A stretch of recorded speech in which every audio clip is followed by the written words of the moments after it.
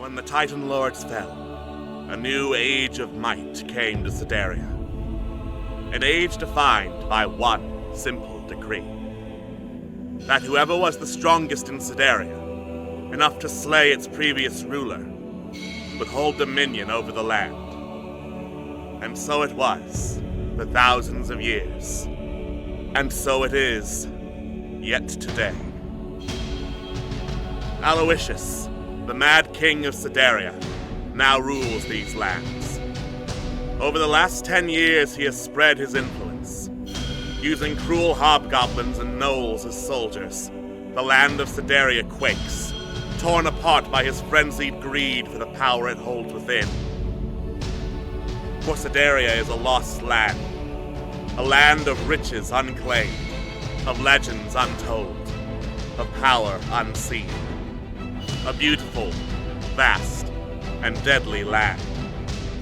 It calls to the bold, to the clever, to the daring, to any who would dare its shores seeking adventure. It calls to Megan, the war-forged paladin. It calls to Nyx, the half-elf warlock. It calls to Nizip, the dragon-born rogue. It calls to Tig, the kobold bard. It calls to Zidane, the wood elf ranger. It calls to Trill, the Aarakocra druid. And to those it calls, Sedaria offers welcome. The wilds are not easy, and not kind, but they shall give a tale to remember. For this is the land of limitless adventure. This is the legend of the Wildlands.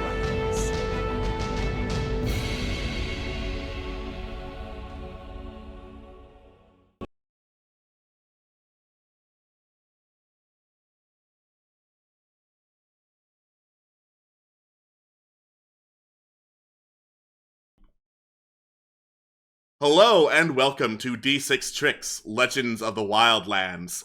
I am, as always, your lovely dungeon master and host, Alex, who would never do the worst voice in the world for my lovely cast of players who are here definitely willingly. I would absolutely never do that. Speaking of my lovely cast of crew of players, let's say hi to them right now. We have Atlas. I trust you implicitly and explicitly to not do the most horrible voice. I trust you. Yeah, see, I'm very trustworthy. We have Juno. Juno, wake up! Juno, it's D&D time. Oh, sorry. My microphone was acting up again. Just so you know, chat, I said summon a humana in a very sensual voice, but because this microphone is old, it's about I got this thing in 2017, I believe. It did not. It is getting old, and the hardware didn't pick it up. But know that I did do a very sensual summon a humana, and it was very uncomfortable to me. I heard the sensual. I just thought, oh, you're doing sleepy summon a humana, so that's why I went with wake up. Okay, there we go. Okay. Excuse me. It's very difficult to be sensual when you're saying summon a humana. Oh. No, I got that. Yeah, not if you're the Nilbog. Anyway, Professor Moore. I trust you. You would never do such a harmful thing. See? Exactly. I'm very trustworthy. We have Queen. Oh, so that's how you kiss. You've got to say summon a humana first. Exactly. Don't. It's a ritual. That is how you turn everybody off. Yeah. And we have Toonwolf. I can't believe I missed the most important thing in this session. I know. It's a real tragedy. Oh, don't worry. There'll be more. Knowing our lives, there'll be more. Is that a promise or a threat? I don't know. Yes. Don't know. Anne is in the chat, so hello. However, due to, I'll just say medical things, because I don't want to disclose anyone's medical things beyond, hey, medical things, they will not be joining us in actual They will soon, and we love you. Love you! Yeah.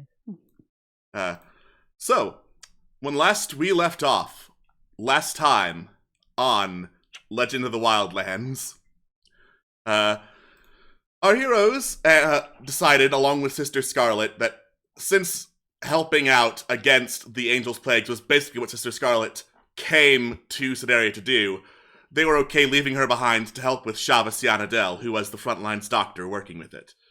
However, they decided that lacking a healer, they would recruit a new one, and they found one. In terms of an orc shaman known as, I forgot her name because it's not written down right in front of me. 1 second. I'm a professional. Daugu's Ghost Skinner, who kinda sort of enjoyed robbing bodies, but did some, like, special sacred rites to them, so it's probably okay. Probably anyway. Seems like a polite thing to do. Afterwards, our heroes decided that they would head westward to the nearest tower, because linking up the towers seemed to be going well for them so far, giving them travel, some puzzles to solve, and whatnot. Encountering along their way, first, a band of pirates that had run aground in the swamp, though they got through without a fight, just by pushing the pirates out. Then, a absolutely haggard-looking elf, who apparently was a victim of a place called Lily's House of Pleasure.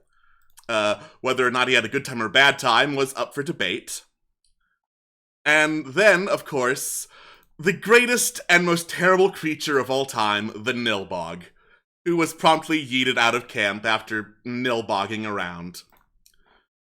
But, after encountering the Nilbog, and going through a ruined gatehouse, that was at the edge of the swamp, kind of infested now by swamp animals like big turtles and river otters, our heroes went into a beautiful, temperate, bioluminescent even forest, one that looked as if it was not necessarily pure green or pure purple, but like almost as if it was painted in brighter than natural colors to make the most beautiful picture that a forest could possibly be. In the middle of this forest was the tower, or rather 3 towers that connected into one, and our heroes chose to go up the route labeled the Tower of the Mind, instead of the Tower of Ease, which surely was a trap. I'm not telling, they didn't go up that tower. After, finding their way through the various puzzles of the Tower of the Mind, the last of which was, "Don't wake up the dragon! Oh, Jesus Christ, there's a dragon right below us!" Our heroes finally got to the top of the tower and got their view over the beautiful, again, almost painted and, like, radiant and ringing and all sorts of other almost prettier than natural words, the northern Fey forests of Sedaria, with several routes now available to them as they just take in the scenery around them.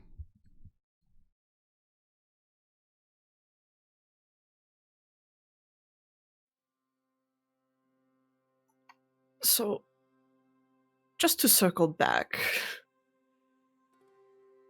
what you were looking for, you said, Nyx?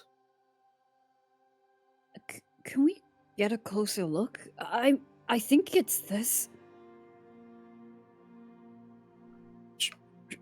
Sure. I mean, I'm not stopping you. I don't see why not. I'd like to go back down the tower then. Alright. So, you start making your way back down the tower. The travel rune from before, when it activated, it did glow brightly and make, like, a big humming noise as it did. So as you do, you hear some grumbling from the floor below you, and the head of a great red dragon, looking up from where the rest of his body's curled up, staring up at the stairs, seeing you come down, he clears his throat. "So that was you up top, was it?" Yes? "Oh. Warn a fella next time you're going to ring the bell like that. I was having the most wonderful dream." Oh, sorry. Yeah, didn't know it would wake you up. Well, Now you do, so lesson learned on that, I suppose.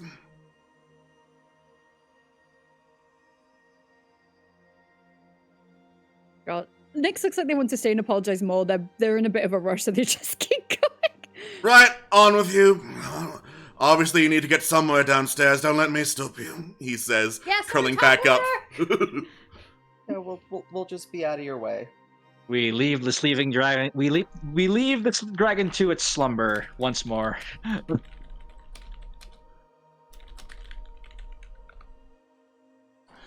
All right, you get back down to the base of the 3 towers. All right. I would like to explore the Fey Woods. I specifically want to find the place that Nyx was found. All right. So, the Feywoods are a very big place. That could be anywhere within a couple days' travel. Oh, really? Yeah. Alright. Shall we do a bit of surveying? Yeah, Ooh. we can knock around here for a bit. Yeah. Thank you, guys.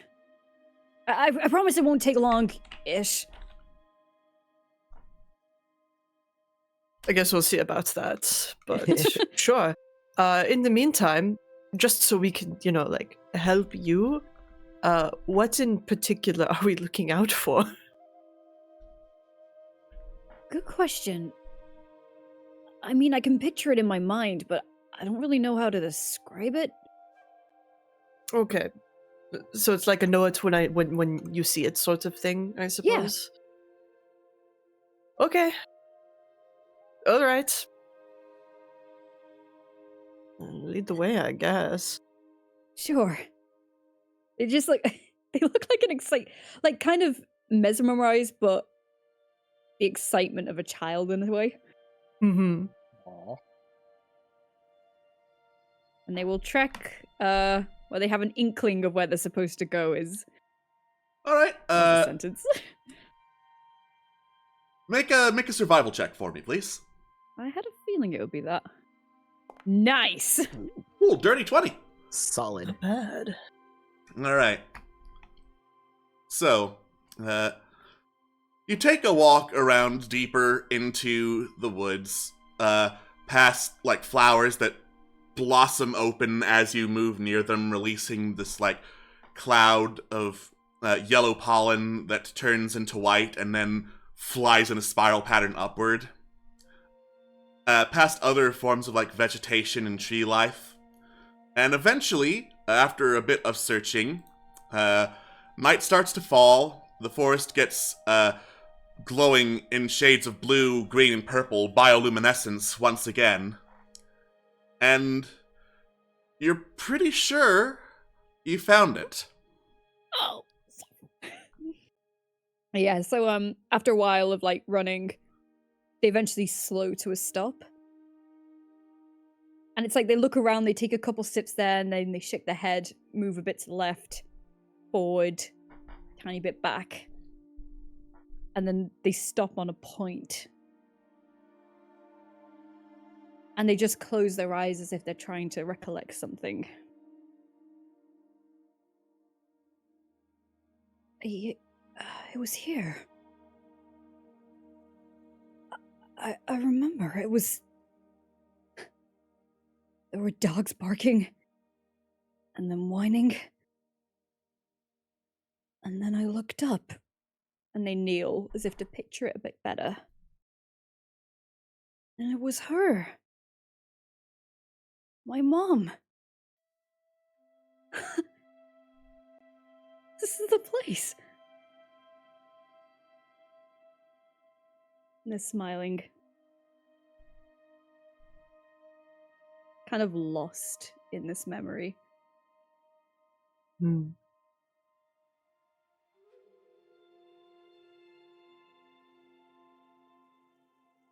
Oh, sorry. Yeah, I was gonna say, care to elaborate for the rest of us? Asks Carolina. Yeah. Yeah. Yeah, I never told you guys where I came. I'm sorry. We kind of got distracted by the whole king situation. I just didn't think. I didn't want to distract you guys. Well, I mean, we all came to Sidaria for one reason or another. Okay, well, Megan puts a hand and pats Nix on the shoulder.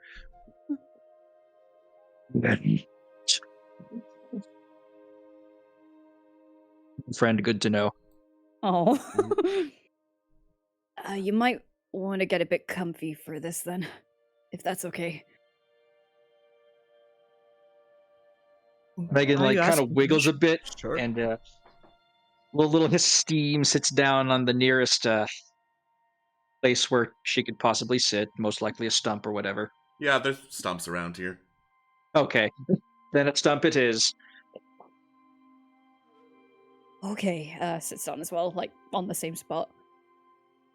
So, the short answer is this is the place I met my mom. She's nice. Really nice. Her name's Sheila. She's a dwarf. And she's superstitious, hence all the trinkets and everything. But she's the best mom anyone could ever ask for. Right. Now I can't help but notice very particular choice of words. Okay, so I think I was about 12.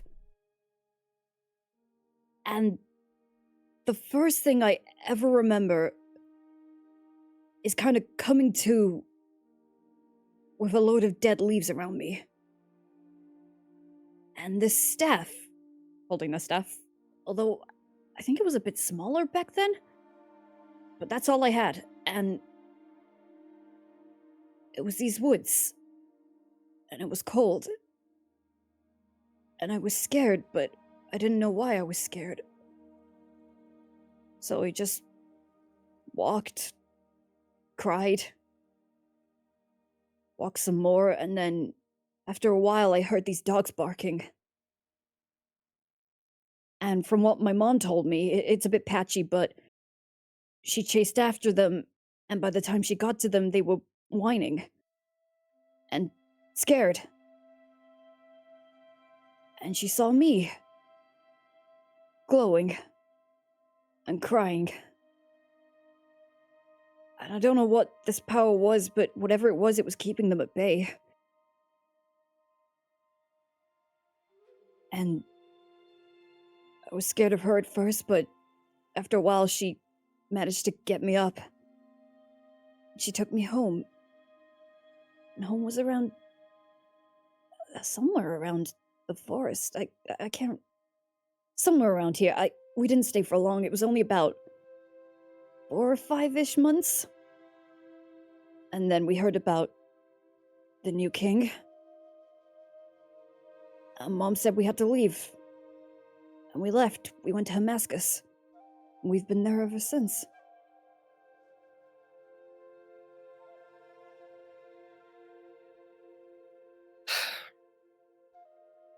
You had a very atypical childhood. We knew that to begin with, but...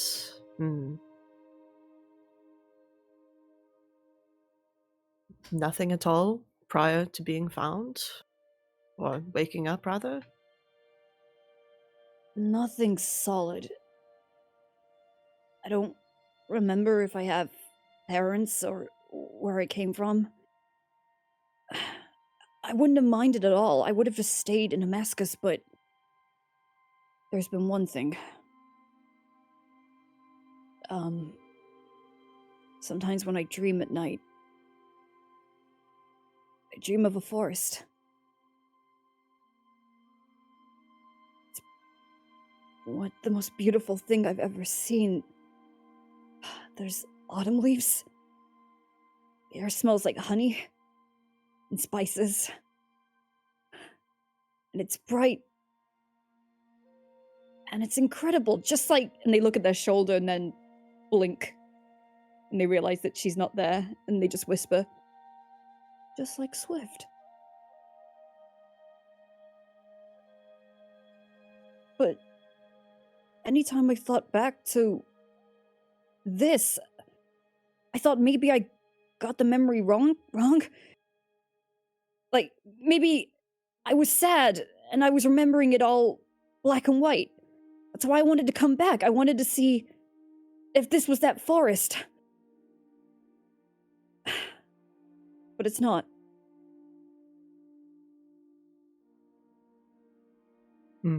It's not.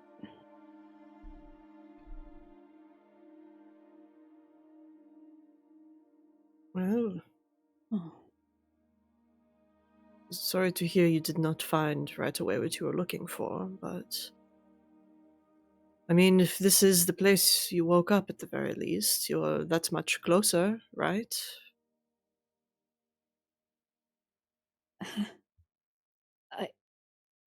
Yeah. I mean, I told myself that even if I couldn't find answers, I wanted to at least be sure. At least come here. Again.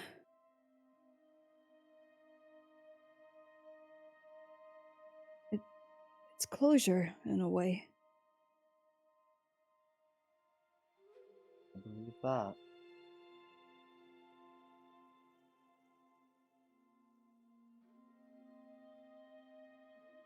I mean, maybe I'll never know if I had parents.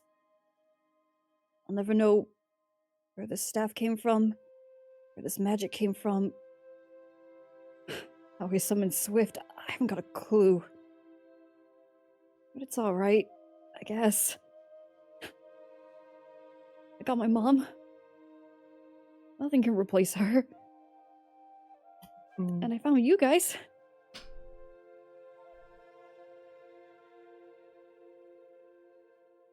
Yeah, I mean, from what you were saying, it does sound like you have at least one very good parent, so. Yeah. I wish you all could meet her. I mean, one good parent's more than some of us can say, said Helena. Oh, she'd take you all in at a heartbeat. She's got such a big heart. Megan nods.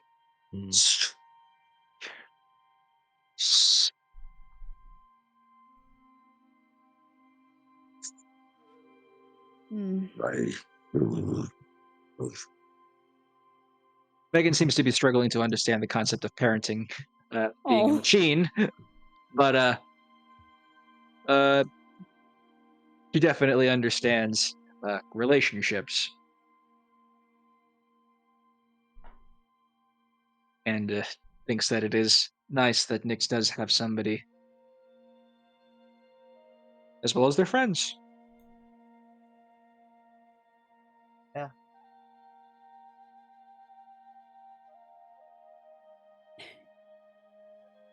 Like, there's still the hint of disappointment in their face, more so at themselves.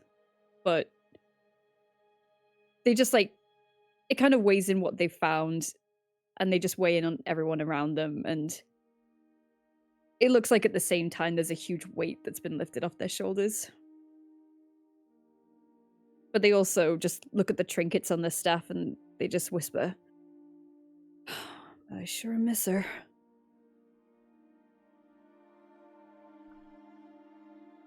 Well, think of it this way. One day, hopefully in the near future,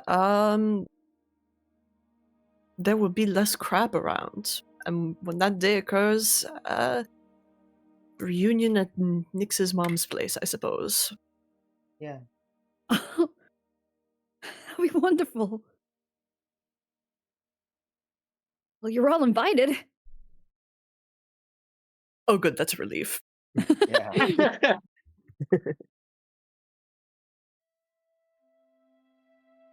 Megan nods and says, we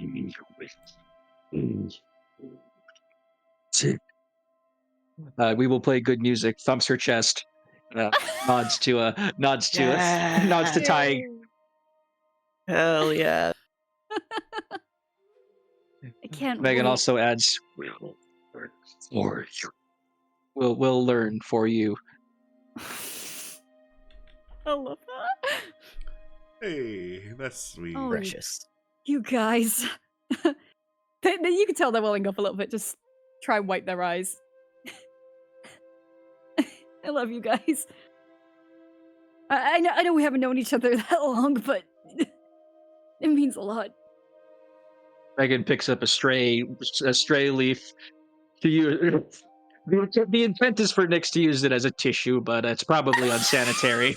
Being a machine, Megan does not necessarily prioritize hygiene. Oh no, Nyx gets it. They take it gracefully, dab corners of eyes.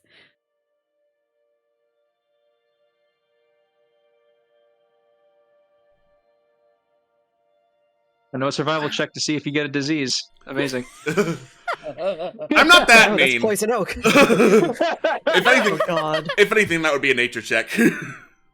Shit. Actually, if anything, that would be a Constitution saving throw. Oh my god. Well, Nyx wipes away the tears. They're still happy, they're still satisfied, but I think a couple of you be able to tell that they're trying to bury the slight disappointment that they also feel. But the good outweighs the bad. It's a complicated situation, but it's a Yeah. positive. Sounds like a net positive. Mm-hmm. Yeah. And I Really mean, it. well, sorry. Oh, you good. It's all good. And I mean, we can always, survey the area a little bit more. Who knows? Maybe we will find something else. It's always good to have the lay of the land anyway. Yeah, I mean, I don't want to keep you guys for too long, but Megan wouldn't mind points to looking around a bit. Megan points to Carolina. She needs map. Yeah, I need to fill all this stuff out. I mean, being the first person to properly map out the Fey Forest, think of all the money that's gonna get me. I'd be bathing in royalties.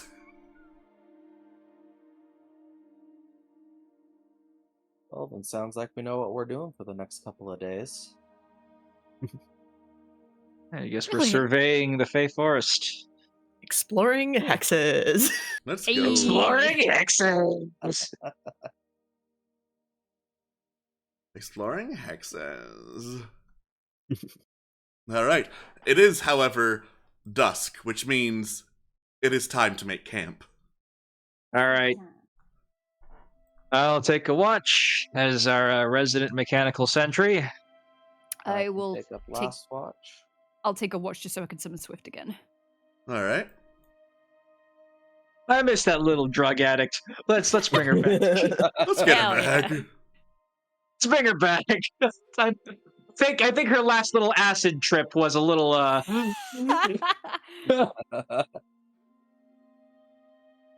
Alright. Okay. So, first watch. Went ahead and did that. First watch seems pretty clear. You've chosen, like, a good combination of, like, well lit, so, like, nighttime predators don't come through, while also being, like, not so bright that you can't sleep. So, all in all, place looks pretty safe during your watch, Megan. Okay. Megan relays that the place is safe, the coast is clear, and goes into sleep mode. Nice. Alright. Second watch. That me or you, Nissa? Yeah. Cool. Perception. I almost clicked performance. Yo! Yo, let's go! Woo. You sing really good and you see everything. Yeah. You see a bunch of giants gathered around in various corners of the globe, staring at glowing rectangular screens.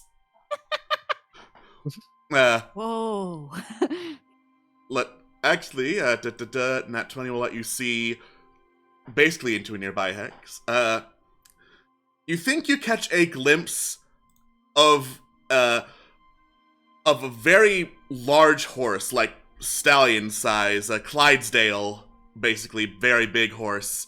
Except that this one is a dark shade of green, has like leaves trailing behind its mane as it trots, and a singular curving horn upon its head. And you're pretty sure you see that trotting through the woods over to the west. Whoa. They're transfixed. Big Dark horse. green leaves and a horn. Big horse. When the horse gets out of sight, Nyx will snap out of it and cast Find Familiar. All right. You take an hour or so to cast Find Familiar, and poof, Swift appears right behind you. Big horse. Wait, you saw it too? Yeah, just trotted that way. She points the exact opposite direction. Sorry about your acid trip. Are you kidding? I'm still on the greatest trip of my life. Oh, I'm glad. Well, I'm glad that 3 of you are. I'll talk to the other 2 of you soon. Well, before you do that, Swift, there's something I've got to tell you. Okay. And they relayed the story that they just gave to the others. Cool story, bro. I realized as I was telling it, the forest that I dream of reminds me a bit of you. Oh, yeah. Probably would. It would have been Autumn Court ruling at that point, wouldn't it? Swift, do we know each other? I mean, we've been traveling together for how many weeks now? No, well, yes, but did you know me before, the first casting? Look, I think I might have a little bit of acid in my system. I think I'm seeing through all of time and space right now. Before and after are concepts that I cannot grasp, because all of time is one within me. Okay, I'll divert the question a bit. If you're from the Autumn Court, what's it like? Are you ready to tell me, or are you still too high? Still very, very high. Oh boy. Is there anything that can sober you up a bit? You have any more of that acid? No. Boo! Boo! Oh, no, I'll tell you what. They pull out the truth potion. I don't know if this is acid, but it might be a very close equivalent. I ain't drinking that shit. I ain't no snitch. I served my nickel. Oh. Wait, what? What do you mean you served your nickel? Shh. No witnesses, she says, drawing her bow.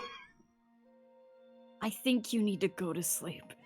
I think that 3 of you need to go to sleep forever, she says, firing off an arrow that goes, like, well to the left of you, like, well out of range of anyone.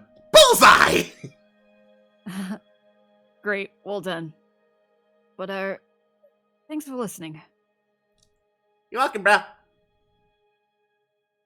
And they will wake, Nizib up for their sleep. For their sleep. Nizib, wake up, it's time to go to Go. bed. Yes, my time Go back to sleep. Wake up. Go back to bed. Roll on. You don't notice anything out of the ordinary, albeit you might still be distracted distracted / on the lookout for any Nilbogs. None of what you I see. don't see any of them. Nope. And thank God for that. All right. Dawn breaks through, the bioluminescence fades. Some flowers immediately open up upon contact with sunshine. Others immediately, curl into themselves and burrow themselves deep beneath the ground.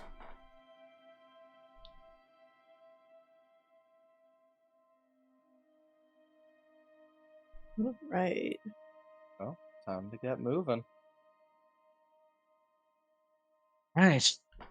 Where to, gang?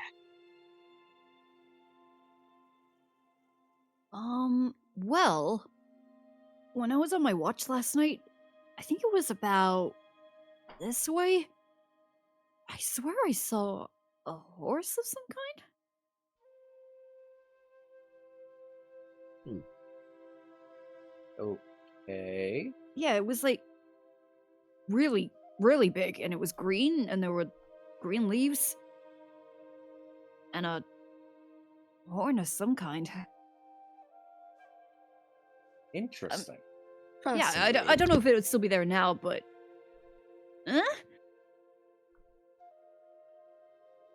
Well, if it's still within surveying the forest, I don't see why we couldn't look in that direction as well. Yeah. It'd be cool to check out some weird wildlife. Sure. All right. Westward ho!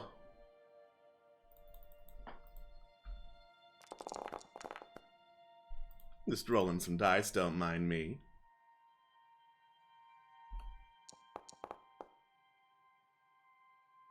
Alright.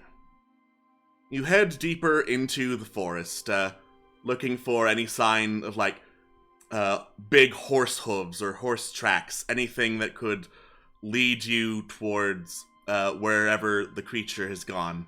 And after several hours' travel, you get to this large standing stone, surrounded by a circle of smaller standing stones, and in the big central one is a message that is written in Druidic. Oh. I wonder who could read that. I wonder if we have a druid in the party. Sure would be nice to have a druid in the party. Anyways, go ahead, would be read the thing. wonderful. I'm gonna read the thing. All right. It is essentially, travelers, you enter the domain of the Emerald Unicorn. Those who do not work in its service, please keep a wide berth. Thank you. An emerald unicorn?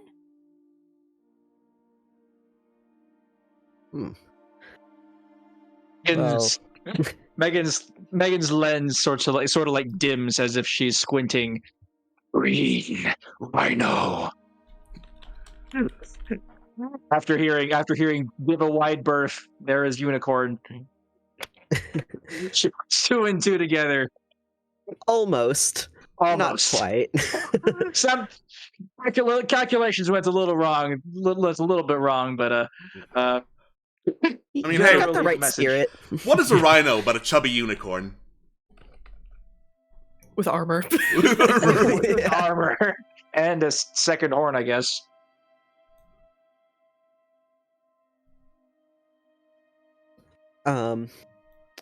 But yeah, if they really don't want us in their territory, we should probably listen. I mean, they said keep a wide berth. They never said don't go in. Well, Yeah. right. Yeah. But, like, listen to that. Dalgoose clears her throat.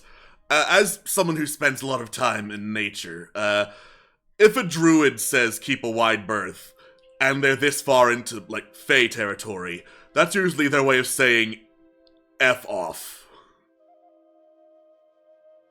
Megan Basically. Megan nods and says, respect green rhino. And does a 180. Starts. Are unicorns usually that territorial? I don't really know anything about them. You can learn about them with an Arcana check. Ooh. I We'll would do one? love to. Yeah. Go ahead. Anyone who wants to make Arcana check. Unicorn pretty. Yeah. Yeah. Nix, you think big horse. Big horse. All right. So, Nisip, unicorns may not necessarily be territorial in and of themselves as a species, but they tend to be very choosy about who they allow to be anywhere near them. Trill and Tig, not only do you know this, but emerald unicorns, or also known as green unicorns in some circles, are a particular subspecies of unicorn.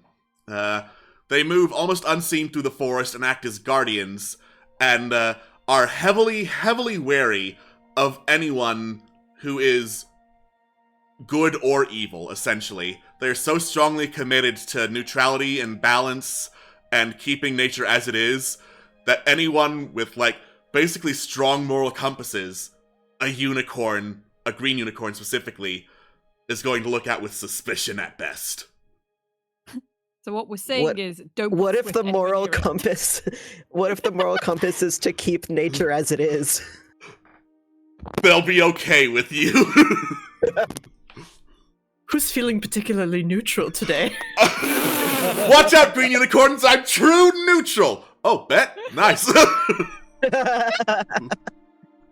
And consider that she has been devoted to doing good deeds and being very nice and all that. And he says, "Respect Green Rhino," and stays put. Oh my god. I assume that this information was relayed to the rest of the party. Yeah, For sure. I would hope so, yes. Okay. Yeah, let's not tell the lawful good paladin that unicorns will gore anybody who's like good or evil. Which, I mean, Okay. big respect. I wonder what it's guarding, I suppose, is my curiosity, but... probably would be best to avoid, I suppose. I mean, honestly, if I were a green unicorn, I would just it's over. Hmm. Okay, so we'll avoid it then. Purely Respect. notes down. Note to self, infiltrate later. Amazing. Have fun on your own time. Yep. Yeah. I don't know about you people. I don't have a moral compass. My compass points to money. A very Yes. respectable compass. I guess you'll be Good fine.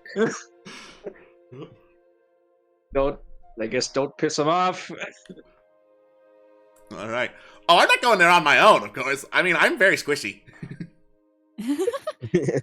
Yeah, we're still going around. I respect that. All right, well, let's keep going then. We Cool. respect Green Rhino. All right.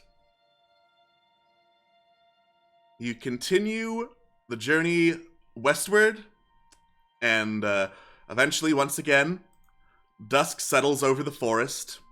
It starts glowing. Shades of green are a lot more common now that you're close to like green unicorn territory. But other than that, it's the same bioluminescent glow as before that permeated the entirety of the Fey forest. So, once again, gonna need some people on watch. All right, sentry time. Here we go. Beep boop. Are I'll we take gonna- the watch Okay. now that Swift's back. Yes. I'll take third watch, I suppose. All right. I see. All right, you perceive green, a lot of it. There's not just green rhinos around here. Just lot of green. Lots of green, lots of flowers that turn green. Not just in the light, just like they shake their petals and turn green occasionally.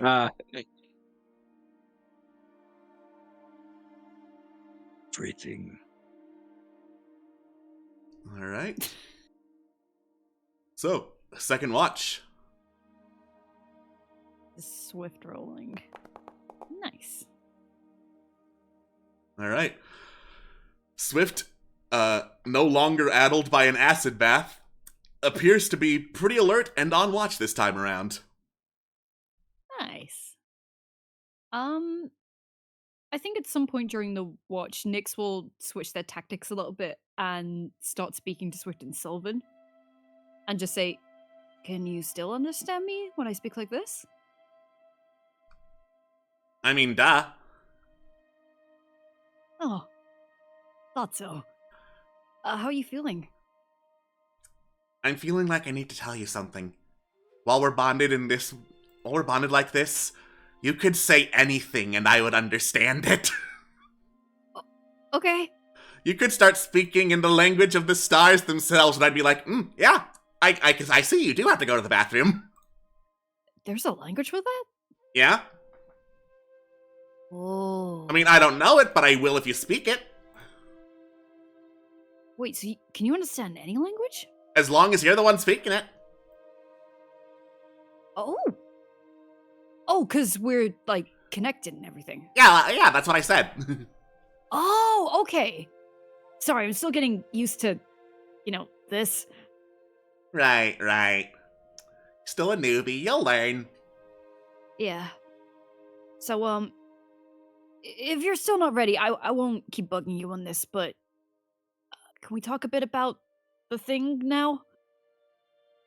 Oh yeah, The Thing. Awesome movie. I prefer the 1950s one, though I do respect that the 1980s one went off in a bold new direction. What's a movie? Oh, you sweet summer child. I was about to say you'll learn, but actually you'll probably be dead, so whoops, my bad. I don't want to be dead. You people do, surprisingly enough. Look, I don't really bounce back like you do. Sorry it's happened so much. I am stronger than death. I don't know, it's, Whores want me and death fears me. I am powerful. I can tell. You scare me how easily you knock people to sleep. Yeah, you're really scary, but a nice kind of scary. You know, funnily enough, that's what a lot of the whores say, too. Why are you so fascinated by whores? Why aren't you? I don't know, I just never really felt that way about anyone. And I'm the weird one? It's not weird, I don't think. Yeah, but you're judging me. You're judging me for liking whores.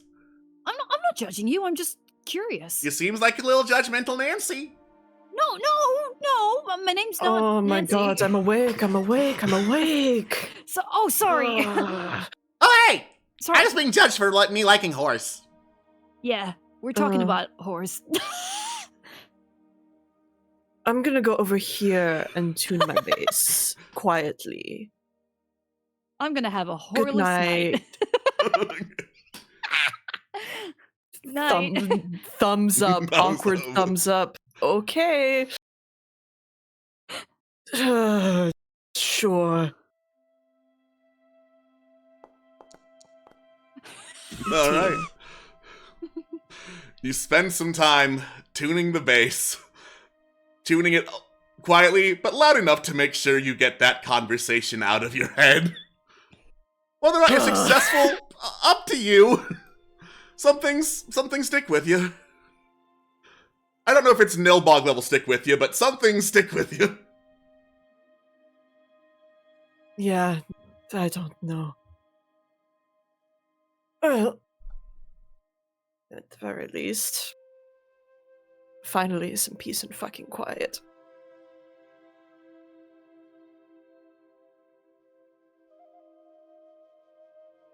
As tempted as I am to have Swift be like, you said it, I don't think she would.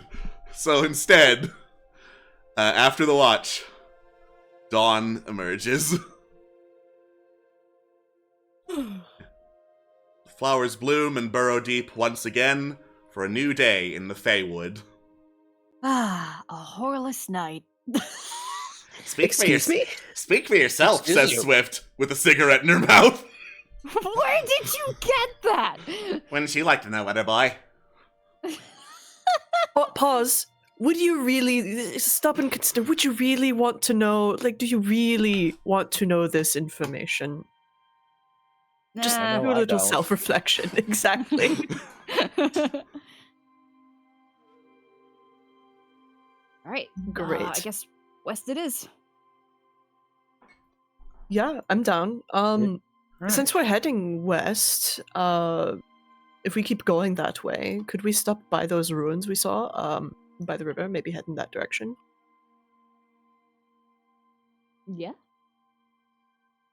I don't know, just a flooded town. This seems very interesting. Oh, that is the opposite direction, actually. Oh, west. God, I am a buffoon. Seeing as we're heading west, I did want to go back there eventually. Sorry, got a bit twisted there. I mean, once you get to a Turns the tower, you map. can teleport back to one that's closer. Megan turns the map upside down in a. Turns the map upside down. Oh, yeah, thank you. I mean, if you want to head back to the tower, we can do that. No, let's head for the next one. We are heading west. Oh, sure. All right. Just gonna do some rolls real quick. Oh boy. Whee!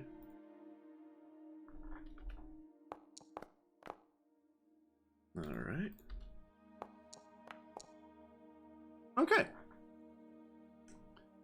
So, you continue on the road west. As you go through, the forest still, like, glows with faint blue, green, purple lights, but it starts getting colder and less temperate as you move through.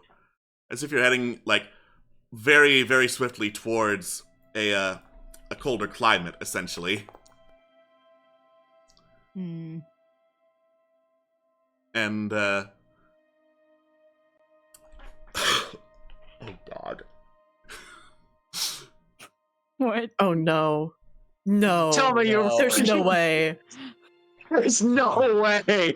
No. And as you go along the road, you hear jingling. You hear the jingling of tiny bells. Oh no! Oh boy. My eyes are welling up, sobbing, shaking. How could you do this? Well, we trusted you in the intro. We trusted you. How could you do this to us? Oh. Well, congrats, Danny. You get to experience the Nilbog. I can't wait. It's glorious. It's wonderful. All right, so the Oh bells, boy, here we go.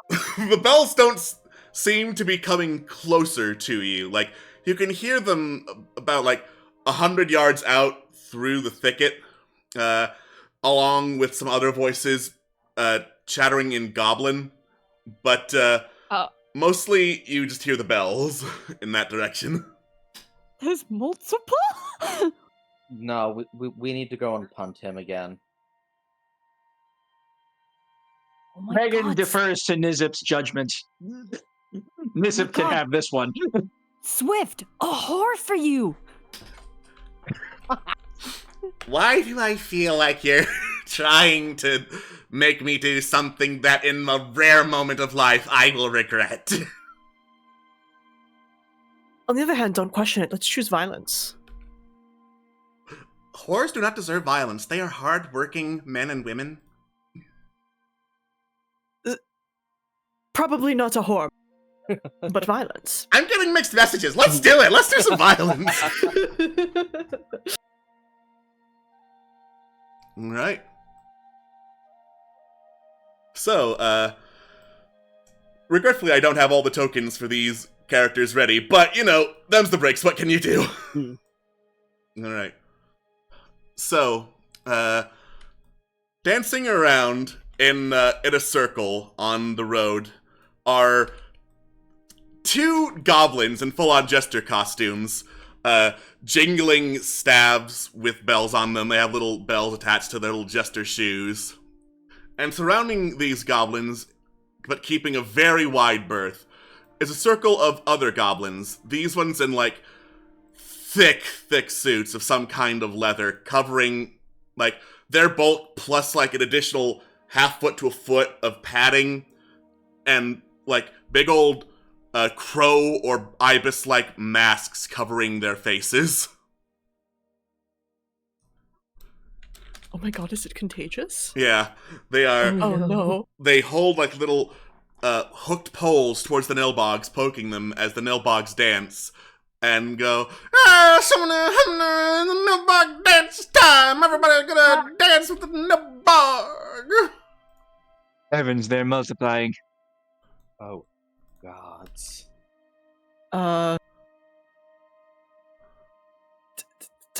Tyga's gonna probably like approach at like a slight keep a slight distance, but in Goblin ask, is there anything we can help with? One of the goblins just holds a hand to the side, pushing back, being like, back away. We don't want this, you don't want this. Wordlessly saying this, of course, but still basically giving the gesture for, this is bad, you guys. Is it contagious to non-goblins? The goblins in the thick suits look at each other. They continue looking. One of them shrugs.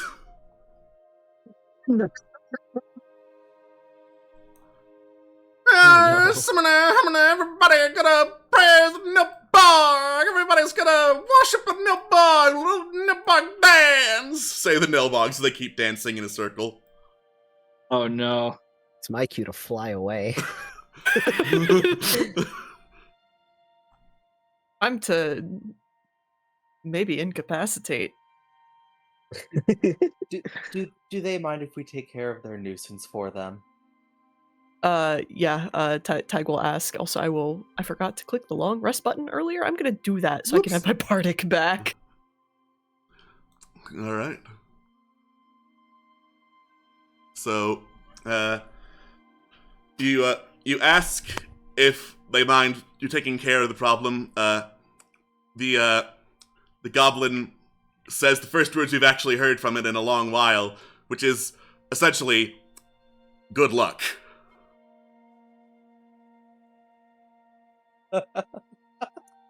Said good luck, so good luck it is. I'm down to fight. Yeah.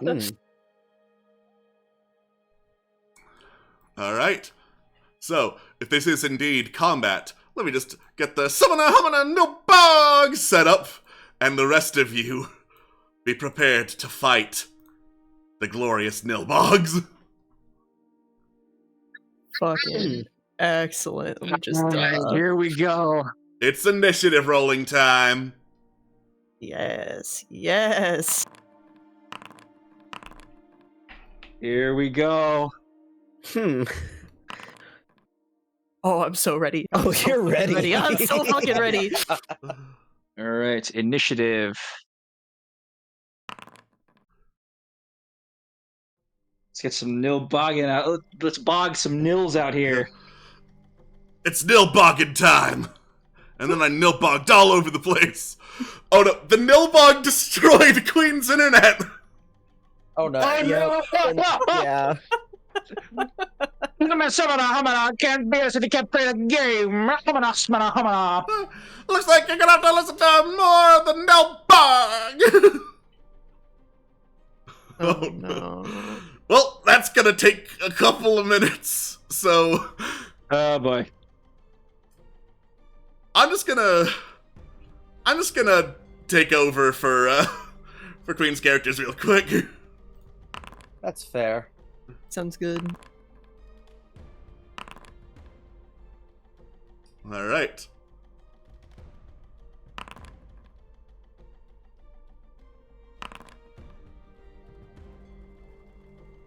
And then I'll roll for Dalgoose as well. Right. Sorry. No worries. It's first time with companion. Still getting used to having to use both characters. It's all good. All right. So, it's gonna be a couple of turns of me doing my own thing. Oh god. Swift is going to look over at the Nilbogs, look at her bow, look at the Nilbogs, be like, this is y'all's problem. I'll be here if you need me. Bye. Alright. Zidane knocks an arrow and prepares to shoot at the Nilbog. But suddenly, this odd sensation starts flooding Nyx's mind. Oh no. Yeah. This sensation of, maybe the Nilbog's actually kind of cool. Oh no. Oh, no. You can't, she's not even here to defend herself. You can't do this. No. Yeah. So, placing a hunter's mark upon the Nilbog, Zidane readies an arrow, but then realizes, wait a second, the Nilbog's great. So, immediately, Zidane unnocks the arrow, drops to the ground, starts, doing a little prayer motion, and you hear, Samana, Hamana? No! Yeah. Helena looks at this and is like, what the fuck? No. She's gonna keep a decent berth from the Nilbogs, but ready to smack any of them that come close. Yeah. Tig. Charisma saving throw, yes? Charisma saving throw to attempt to damage the absolutely gonna Nilbog. try. I would love to. Hold on.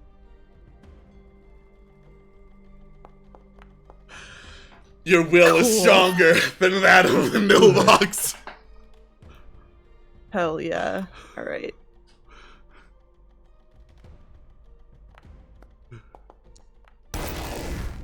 Alright. And Tag will advance a little bit, just... Oh my goodness. This is ridiculous. This is absolutely bullshit. Yeah. Summoner, Hummoner, Nilbog, what's your language? The Nilbog says in response. Yeah, fuck off. Alright. Alright. Dowgoose. Let's go, Skinner. Seeing that, we have a lot of, seeing that we have the issue of being unable to act, I feel like a defensive maneuver would be ideal here. So I would like to cast Spirit Guardians. Nice. Let's see. Fuck yeah, fuck yeah. All right. And it's gonna give me a. I could cast it it protect any of these folks. You specifically. Me specifically. Okay. I'll cast it over. There we go. Nice. Alright. A circle of spirits of various shapes and sizes comes from, not really the holy symbol of Dowgoose, but she does make a lot of chanting motions and noises, and vroom, a bunch of spirits circle around her, protecting her from any incoming Summona, Hummona, Nilbogs.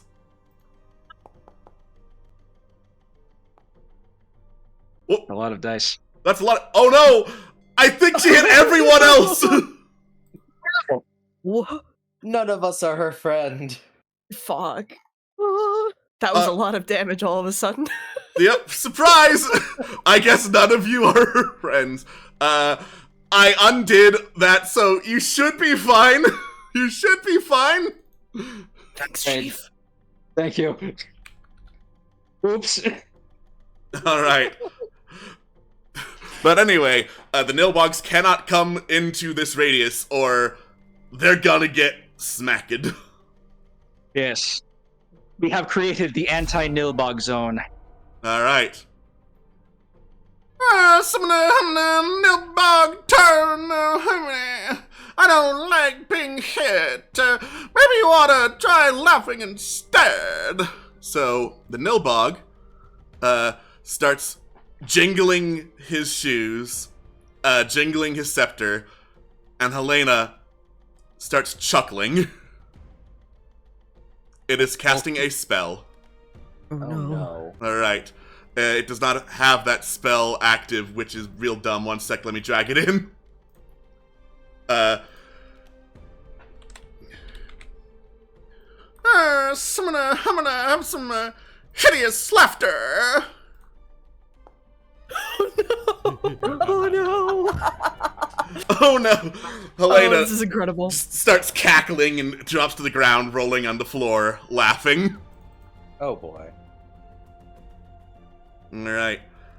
The Nilbog continues, doing his little dance. I'm gonna praise to the Nilbog dancing. Summoner, you're very mean to the Nilbog. I'll give you a little bonk. The Nilbog jingles his scepter and is going to try to bonk Helena on the head with it. No, target Helena, please. No. No, what do you mean the target is 30 feet away? Target Helena. There we go. Don't target yourself, you idiot!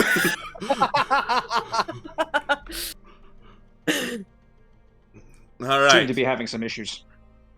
He seems to be having a little bit of issues, but he does indeed bonk Helena.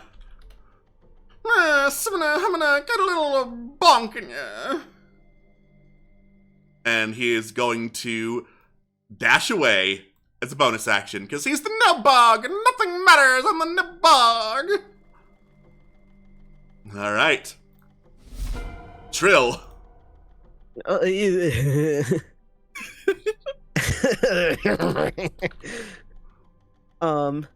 Yeah, I'm gonna help a little bit on somewhat defense. I'm gonna hopefully help Zidane a little bit, at least for future BS, with some of this, and give them some eagle splendor for that charisma advantage. Nice. All right. So, with the majestic caw, the spirit of the eagle enters Zidane, giving him advantage to potentially overcome the might of the Nilbog. Good lord. And let's see, anything else I can do?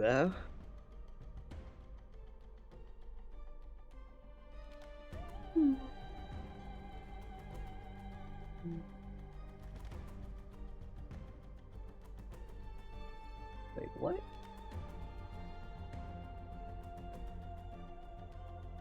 I love how much of a tonal whiplash this music is for this. It's dramatic So Nilbog fighting music.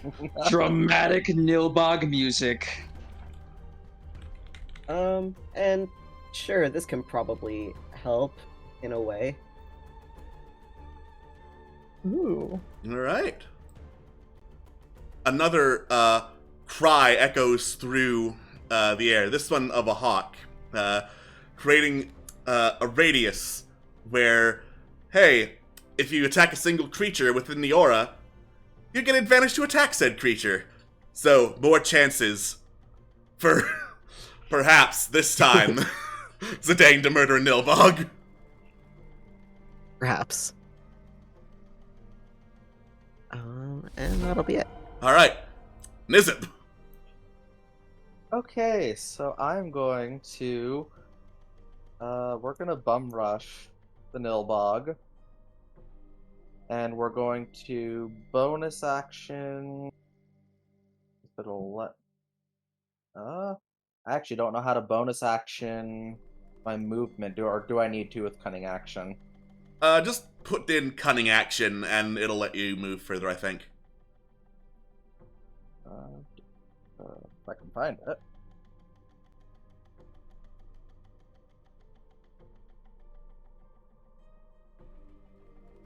I swear I should have it. out of all the things we put in the rogue's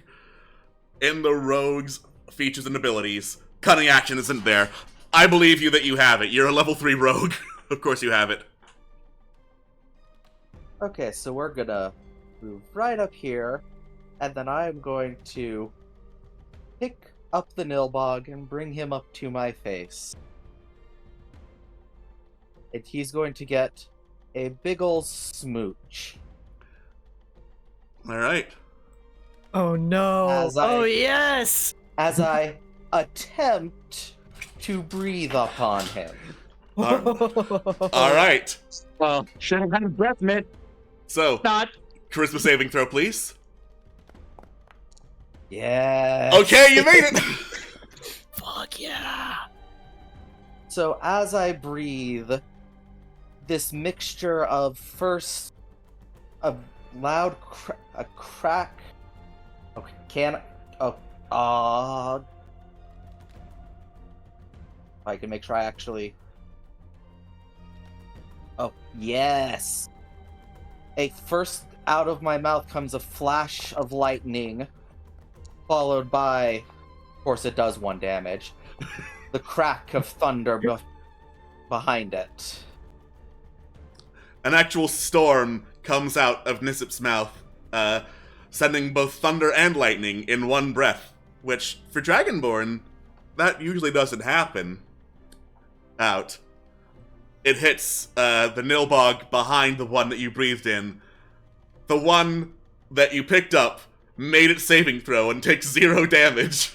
Of course, if he just gets a smooch. Yeah, so he just got a smooch. Thank you for our little kiss. Hmm. Well, that just happened. I set him back down, or rather, I just drop him. He falls like 3 feet. Whoop, he's fine. And All right. Carolina. Carolina? Let me double check. I didn't realize I was controlling her. It's It's the first time she's ever actually been in combat. I don't think she's gonna. I think she's just. I think she'll stay within Spirit Guardians and just take an action to dodge. Like That's yeah, that's about it. Just have fun with that. Just fuck. he's the type to stay behind the big half-orc woman. She specifically said she was a non-combatant, so like fuck this. yeah. Like she has stats that are not meant for combat at all. Nyx, I have been requested to do this. Look, Swift, those are the whores. Maybe you could get together with them, I don't know. And then run off, taking a pot shot at the Nilbog with Eldritch Blast. So first, charisma saving throw. I wonder if the Warlock will make a charisma saving throw. Wouldn't it be really funny? Wouldn't it be really funny? Wouldn't it be really funny? You're gonna jinx it. Okay. Okay. Okay. It would be really funny, but not today, Satan. Lame. Oh Oh no! Aw. no! You missed It's really Nilbog. funny in another way. It's really funny in another way. Oh no! All right, Megan. All right. Okay, seeing as Helena has taken damage, slightly, Lightly. and I don't have very good charisma. I'm gonna hang back and I'm gonna heal Helena up. I'm gonna use one of my let me pull up my sheet here. Let's use Dang it, where's my spellbook? There it is. Hang on. Lay on hands, here we go. I will use. How much health does Helena have? Is Helena missing? She is missing 6. Okay. Then I will use that many. Cool. All right. Helena is back up, no longer laughing like a maniac. she looks over and is like, I never thought I would hate something more than, I don't want to say it around the other goblins. And yet, she says, pointing with both hands clasped together at the Nilbogs. Reagan nods and says this is why she threw the first one. All right.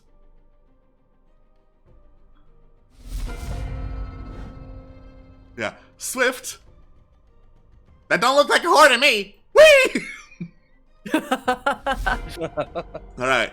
Zidane is going to once more Hunter's Mark this Nilbog.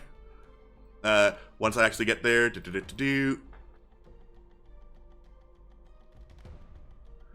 And once more, charisma saving throw to try and avoid being summon-a hummin-a Nilbogged.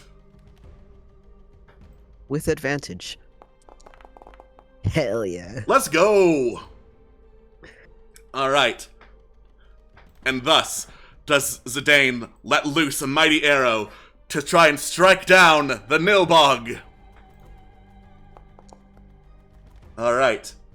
So, the arrow flies straight and true towards the Nilbog, who then sees it coming, jingles his little clown shoes, and is struck by the Nilbog, or by the arrow rather, but dunk, it does 0 damage to the Nilbog, and you hear the sound of the familiar sound and sensation of what a potion of healing would do. It's as if the Nilbog was healed by the arrow. Oh no. Excuse me, Rumble. Thank you for the little arrow cares. God. Yeah. Well, that was its reaction, thankfully. That was its reaction. This is hell. Yeah, Helena sees the Nilbog get shot by the arrow. It's like, nope, no, not doing this. Fuck this. Fuck you. Readies her greatsword and prepares to just chop it down. She's got advantage because of the hawk. So, she is ready to just destroy this creature. That's not... What? That was not with advantage, though, so I'm gonna do it again. That's so fucking funny, though. Mm-hmm. God damn. Alright. No reversal of fortune for you. Yeah, Helena just slams it down, and with the crackle of electricity, the Nilbog is cut in half. Yeah. Woo! Mm-hmm. Elena's done with this. No more Nilbog. Yeah. Ty, there's one more dancing Nilbog. I intend to do violence.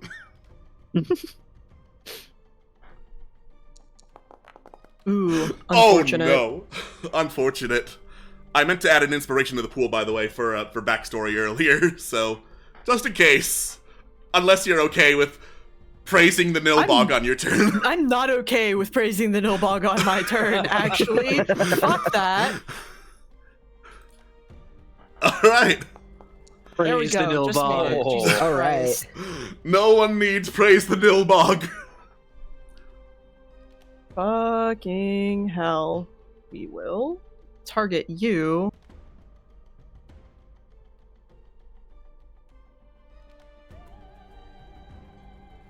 Dissonant whispers. Dissonant whispers. Alright. Let me double check the ability. Mhm.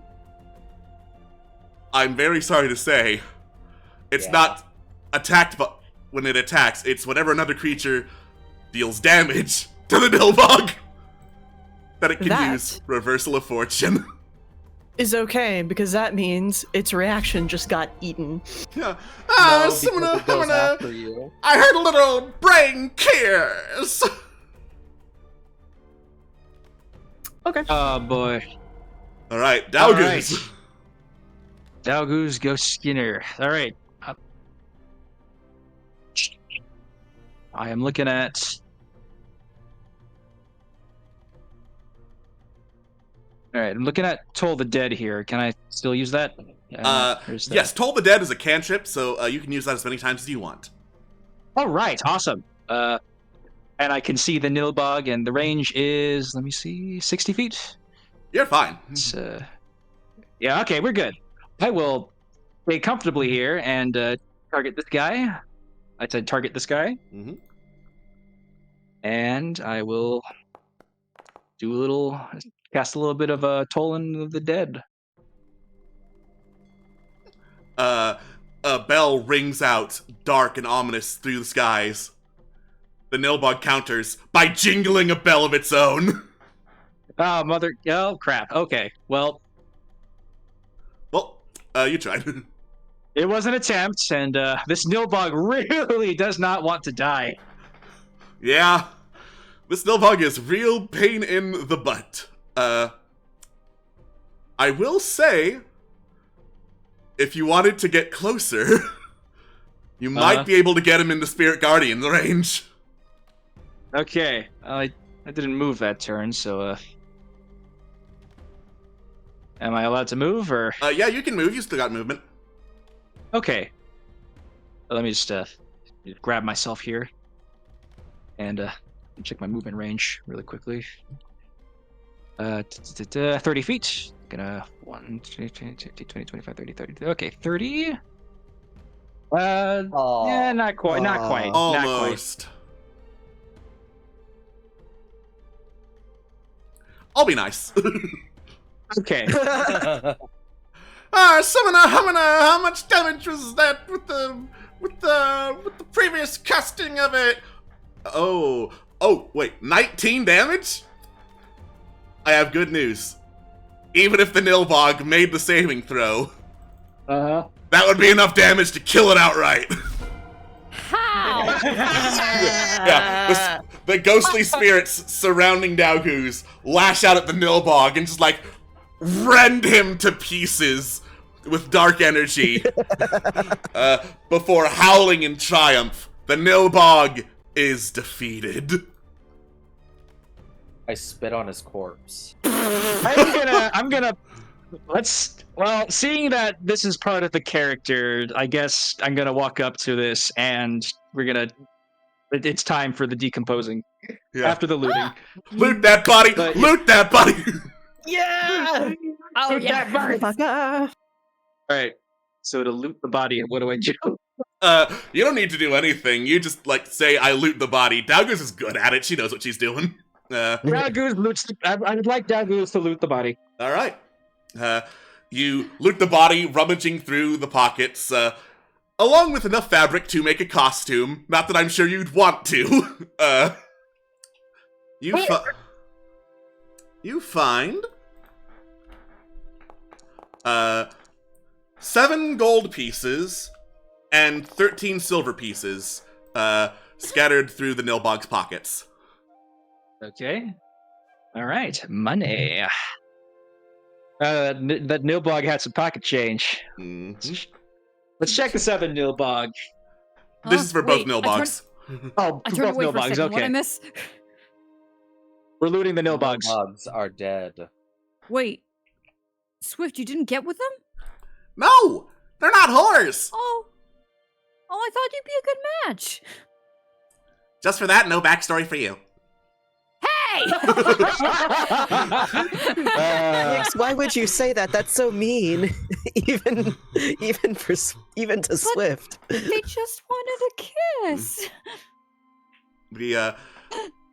The goblins in their thick, work suits go over to the Nilbogs and immediately start, putting a thick cloth over them, wrapping them in that cloth.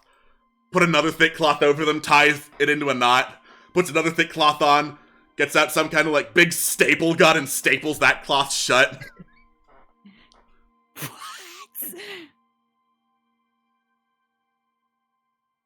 They're not saying any variety of thank you, but they're also not attacking you, so... Okay. Yeah, that's fine. I'll take not attacking us. Yeah, from goblins, we'll take that. We'll take the infirmary. We'll take the ignoring us. Sometimes being able to do the deed itself is thanks enough. Yeah. Oh, boy. You're telling me. That's all right. Man, I do not know which is worse. The fact that I actually kissed that thing, or how bad my jaw is hurting now. You did what? Yeah, I kissed on it and breathed on both of them. It was really cool. Yeah, like the storm came out, and it was pretty neat, says Dalgoose. You're braver than Yeah. I. Oh boy. Yeah, but I hurt my jaw something fierce. Never had that happen before. Oh, do you need any healing or anything? No, it's superficial at best. It's just, you know how static electricity feels? That's the Ugh. entirety of my mouth. Ugh, Oh. Oh. Yeah, that doesn't sound pleasant at all. yeah. Weird.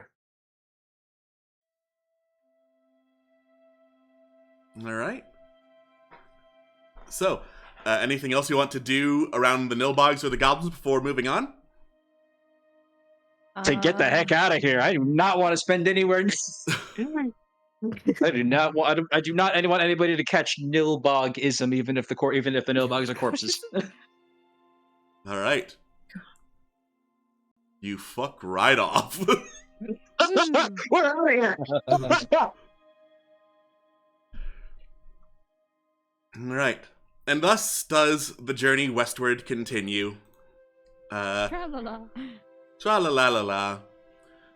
And there is a small, like, roadside inn you pass by in the middle of the day, like, shortly into the afternoon, with a very large sign outside saying, nothing but ice ahead. Want to rest up? Here's your best chance, with a big smiley face. It's like that Pokemon stopping all the snowy towns when you're like halfway through. Mm-hmm. Yeah. God, so true. Ice. First the ice Oh. puzzles, now the now the signage. Are we equipped for ice? No. Old Gus don't want to walk on ice. Old Gus don't want to walk on snow either. Sno- Understandable, old Gus. Typically, old Gus don't want to walk, unless he wants to. That's besides the point uh, of Old Gus. Old Gus just don't like walking. I mean, if it's too much trouble, we could always go back to, checking out those lizard folks if you want.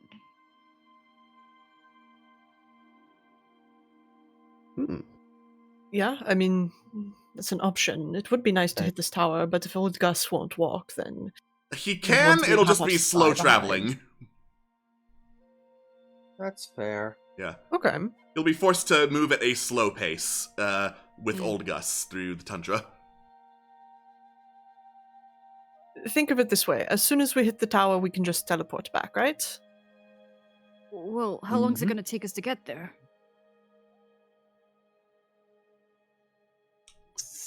That See is if- a half speed. Yeah, if we're moving 2/3 slow, speed. So what, like 3 days? 3-4 4 days. Yeah. Oh! Oh boy. Don't do well with the cold. No.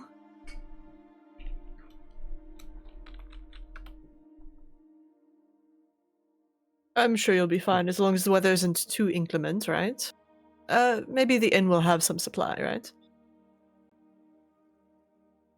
There is always the inn. There is always the inn. We can check in, stop in first. Ha. Yeah. We can check in. You caught it. All right. You step into the inn, and it's pretty lively, all things considered. There's a band playing, despite it being like in the morning and usually too early for that kind of thing. There are several dragonborn elves, half elves, and other like assorted races, none in as big groups as the dragonborn and elves, chattering amongst each other. All in all, this tavern looks like it's a pretty great time. Nice. Yeah. Do we want to Could just we- spend the rest of the day and night here before we go proper into the tundra? Might as well, yeah. We should probably rest up while we have a chance, because Rest that's a up lot and of prepare. ice, baby. Yeah. That's Probably a good place for It's cold. rumors as well. Mm-hmm. True.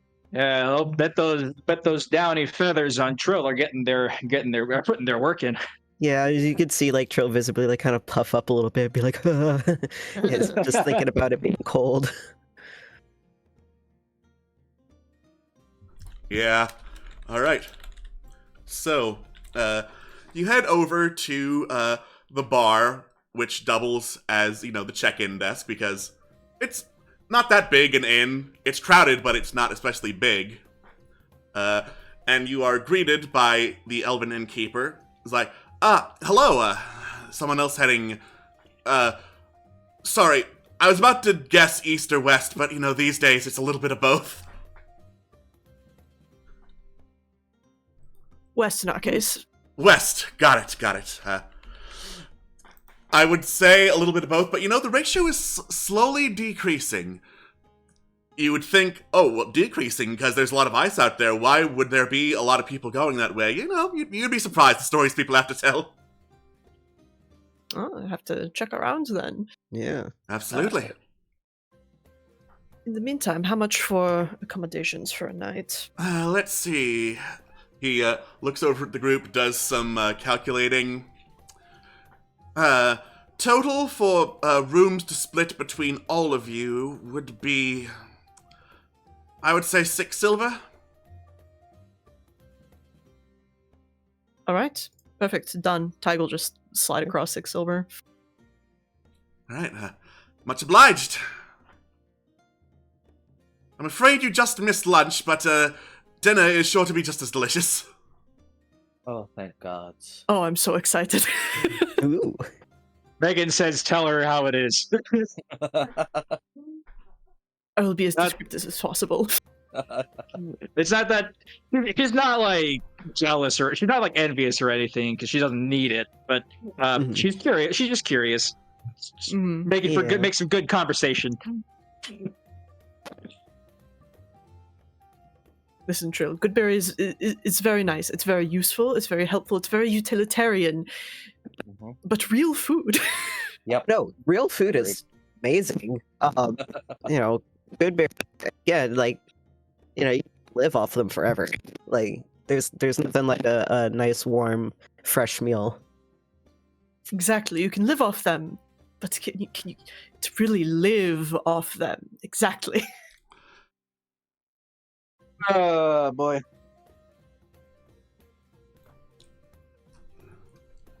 Yeah. All right. Rumors? Question mark? Yeah. Like, This is a tavern. You'd probably have an Rumors. easy time listening for rumors. So it is investigation check to check for rumors. hell yeah. I'm good at those.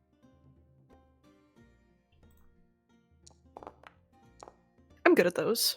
You're good at those. You're good at those. But listen, this place is an inn and tavern. It is full of travelers. It is ludicrously easy to hear at least something here. So, Hell yeah. All right. all right. So I'm gonna flip a coin real quick. Okay.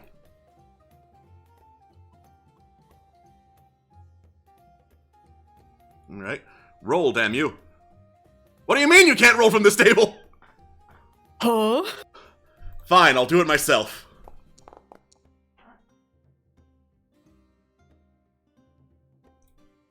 Alright.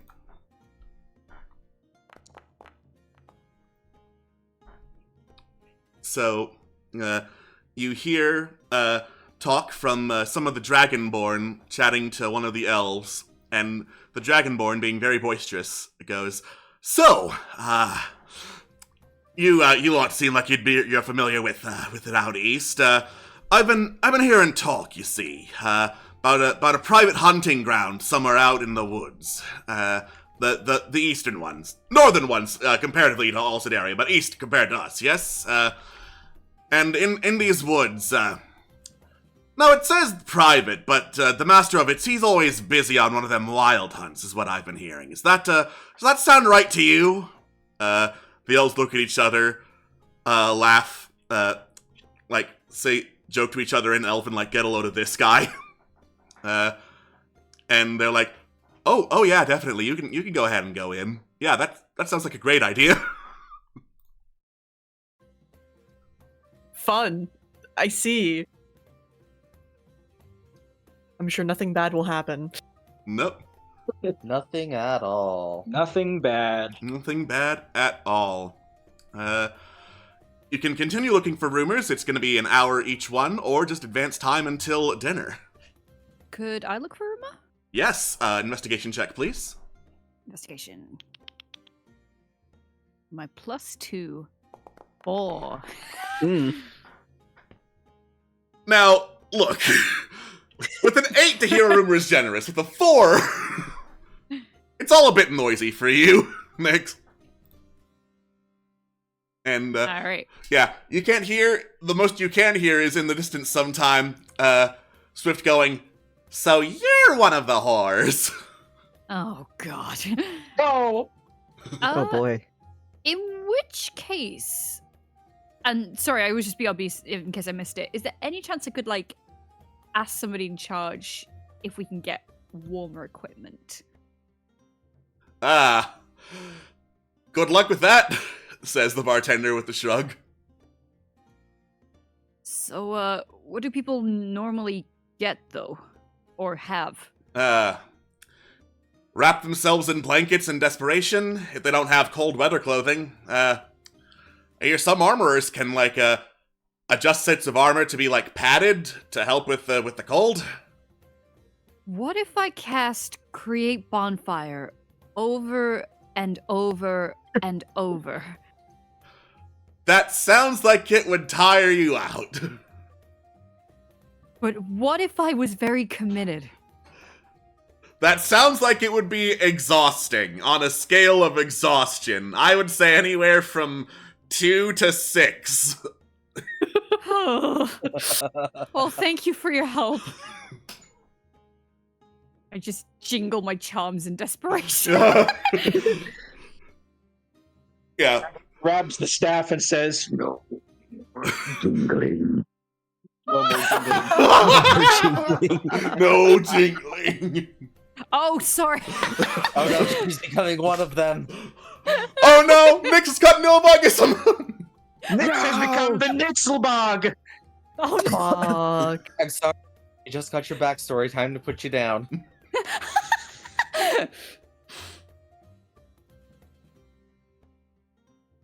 All right. Any more attempts at rumor or straight to dinner? Can Swift get a room? Theoretically. I mean, we have time to kill, so like, why Yeah, not? we got time to kill. I'll look for one too. Same. Sure. All right.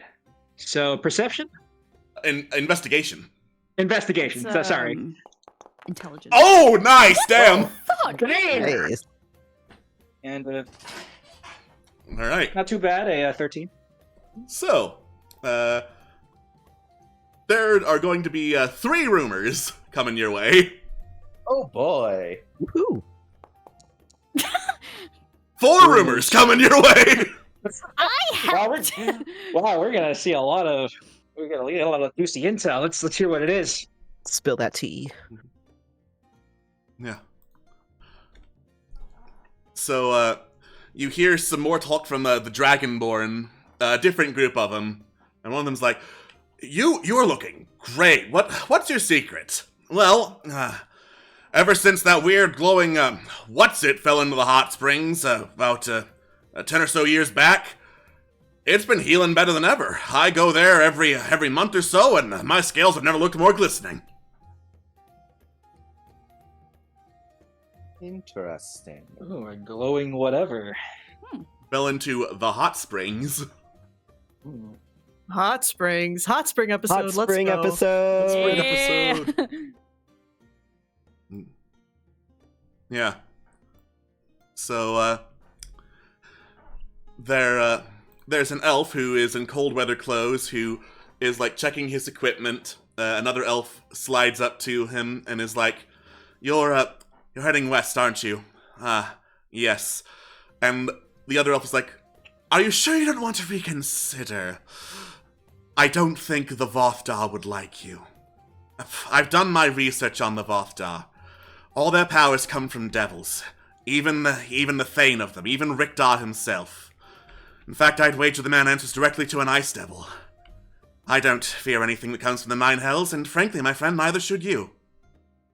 I'm going to write those names down. Thank you. Yes, please. Yes. Please write the fantasy names down. Mhm. The Vothar. Oh boy. Rikdar, Thane of the Vothar. Rikdar. Thane. Ooh. Right. Fancy. And then other rumors flying around. So, folks, hearing things in this tavern. Mm-hmm. People be talking. So some more elves and dragonborn are talking like, yeah, this place is nice, but like a bit north of here, still at the border, right where the cold meets the fey. There's another place, a house of pleasure.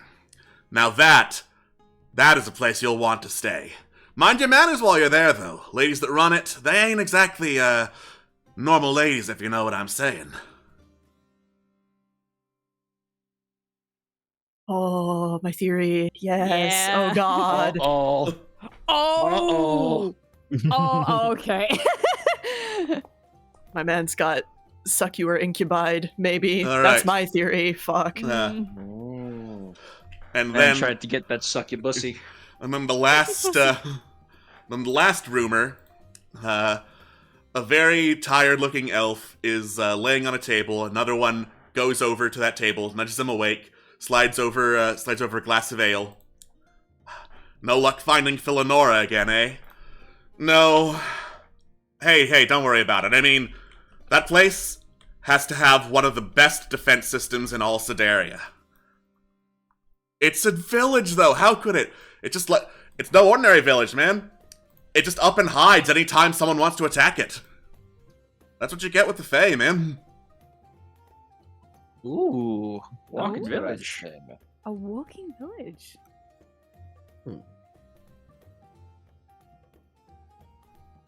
Yeah, thank you for the spelling. I never would have guessed that. Yeah. Eleonora.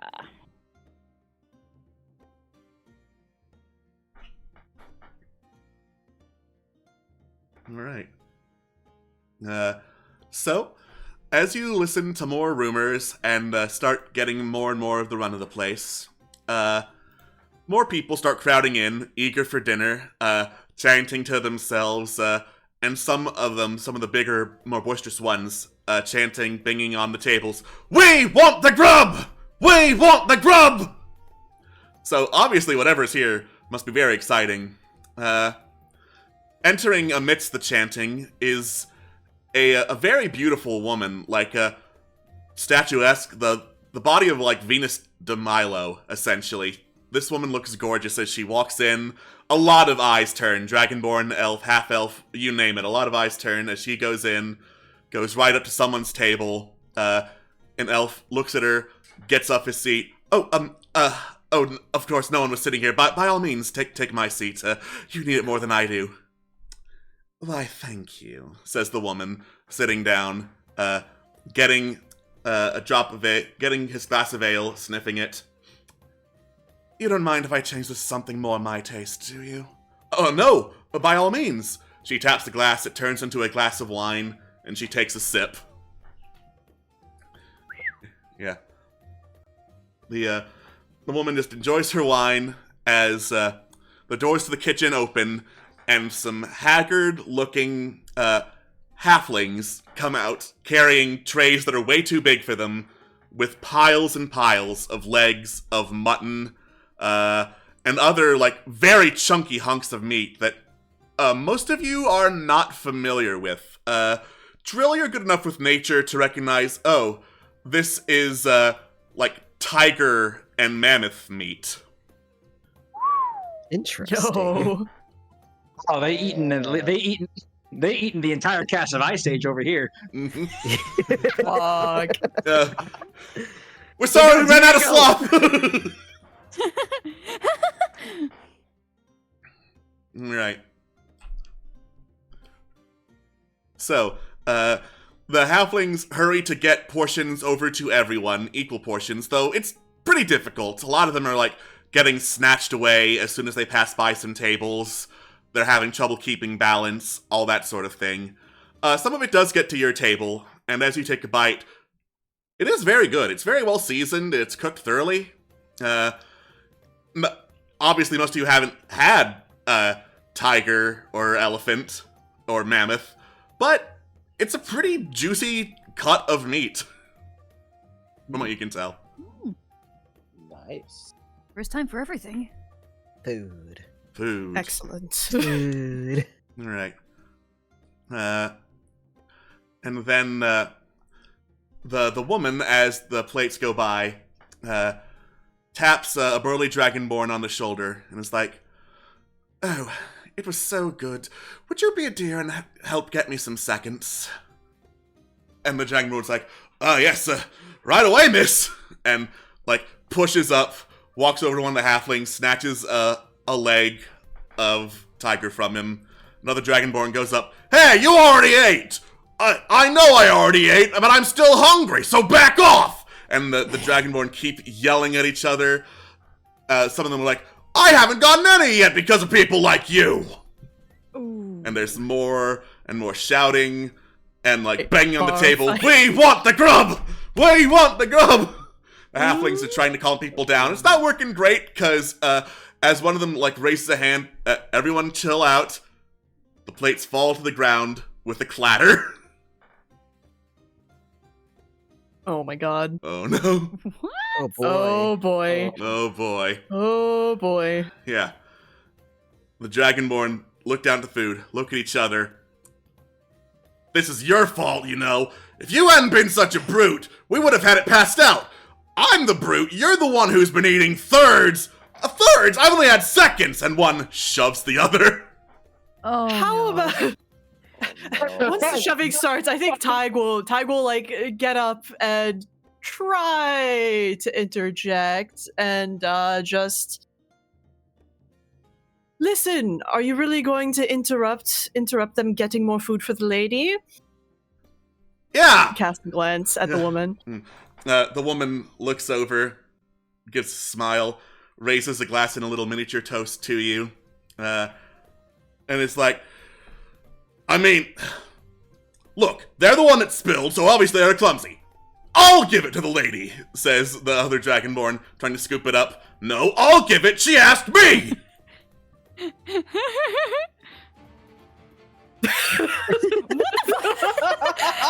Combat music. Bad music. Oh boy. Uh-oh. Listen, nothing is stopping both of you from going and trying. Oh, Shooting they're a both shot. they're both trying, and they're like Oh, boy. pushing and shoving, like playing tug of war with the hunk of meat. One of them like rips out the bone from it, and instinctively takes a swing at the other Dragonborn. He is clubbed on the head, falls to the ground. "Hey, what's your problem?" says another Dragonborn, pulling out a scimitar and charging the other one. And the other's like, hey, no weapons, no weapons! Fumbling for their own to try and disarm. And there's just a storm of elves, dragonborn, all sorts of other tavern goers lunging for each other. Some with weapons, some without. It is a messy tangle. They all just like get in this big pile of bar brawl and So much for peace go and at each quiet. other. Yeah. And the woman just looks at all of this, sighs, gets up, walks over the bar brawl, nonchalantly reaches in, plucks a little hunk of meat from it, walks over to your table, slides over a chair and sits down, puts the mutton down. "Did any of you want seconds?" I'm good. Tig having extricated themselves from the brawl. Like as soon as the thing started swinging, they kind of like ducked, covered, wove, comes back to the table, looks up at the woman, having fun. Oh, yes. Much. I'm used to men fighting over me, you know? Yeah. So this is a common occurrence for you. Oh, yes, absolutely. They go head over heels, which, I mean, I guess once you say it out loud, that doesn't really make sense, does it? Your head's over your heels right now. That's the simple act of standing or sitting down. Now, heels over head, like that one's doing, she points into the brawl. That's a bit more uncommon. Or consider ass over tea kettle. Oh, ass over tea kettle, yes. Speaking of which, I do wish they offered tea here, though I guess one has to settle for what one can while one can. Indeed, it's a virtue to be pragmatic, I've found. So what are you doing all the way out here? Oh, checking in on competition, quite frankly. You see, I'm also in the business of hospitality. Oh? Yes, you can call me Lily. All my friends do, she says, extending a velvety gloved hand. Oh, yeah, Tig will take it, as is polite. Yes, and of course we are all friends here, aren't we? Of course. I mean, we just met, but sure. For now. I don't like that phrase, for now. I like living in the moment far more. And this is one hells of a moment, she says, looking back. Tables are now being knocked over. The fight is spilled into the kitchen. They're shouting and screaming. There's blood being spilled.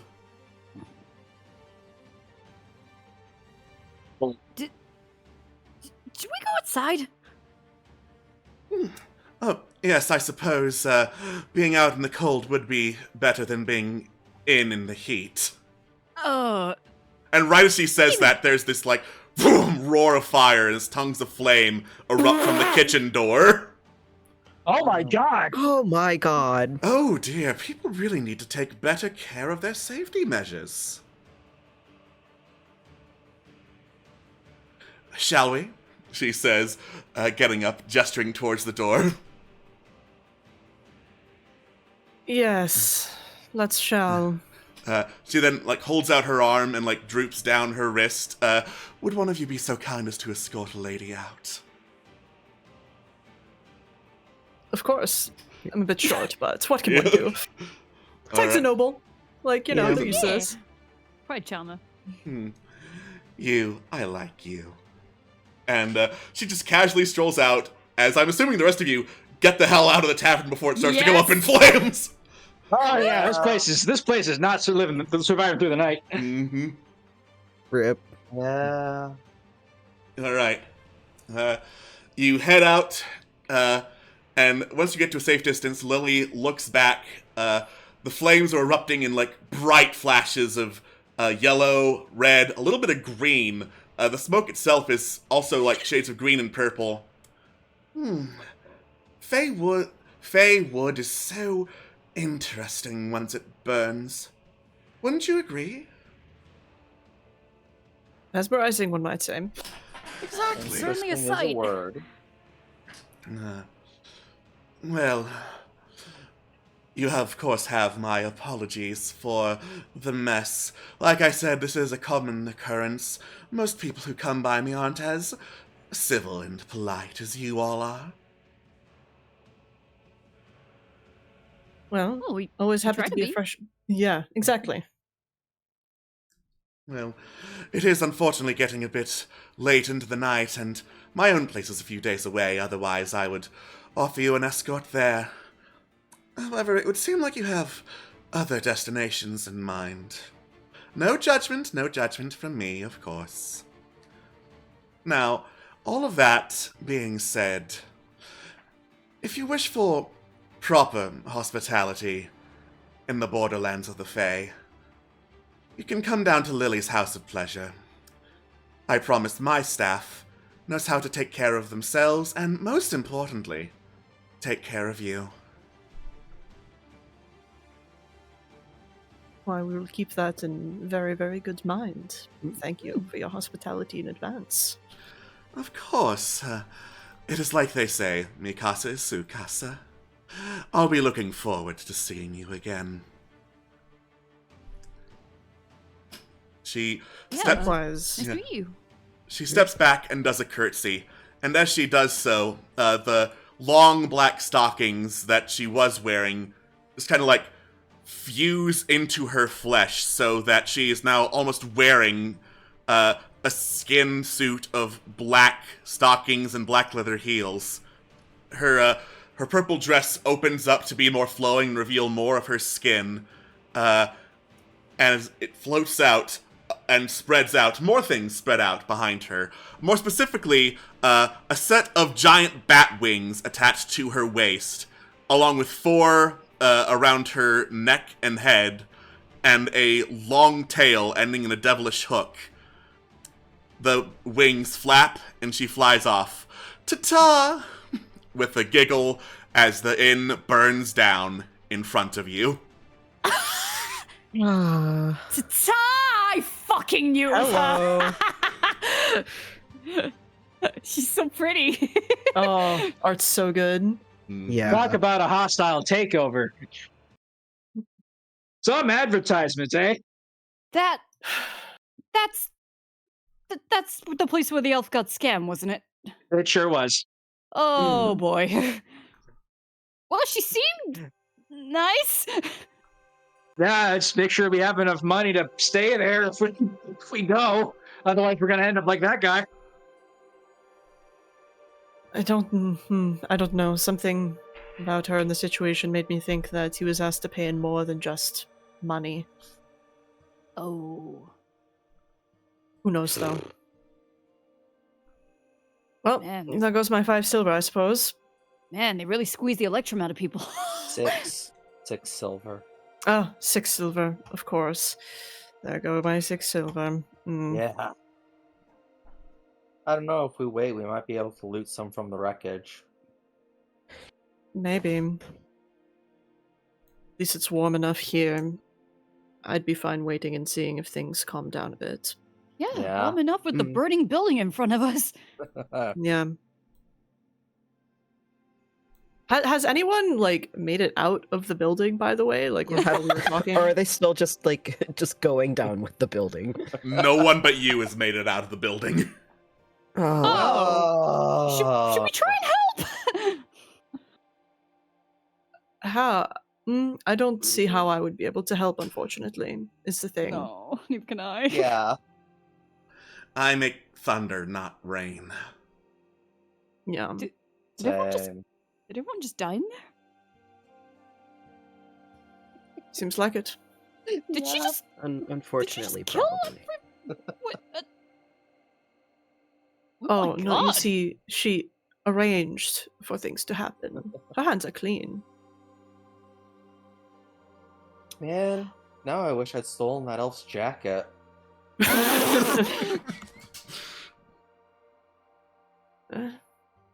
It was artful, I have to give her that. Swift, is that what you call a whore? Ah, that is a very classy lady. Good to know Megan the is- difference. Megan is staring at the tavern, horrified. Yeah, we just watched That- a load of people die, and I don't think it's really registering. It smells like mutton.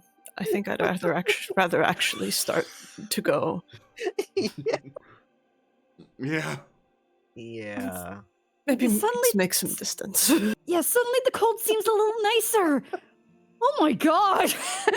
Megan asks Nyx how they feel about the bonfire idea. I don't feel anything.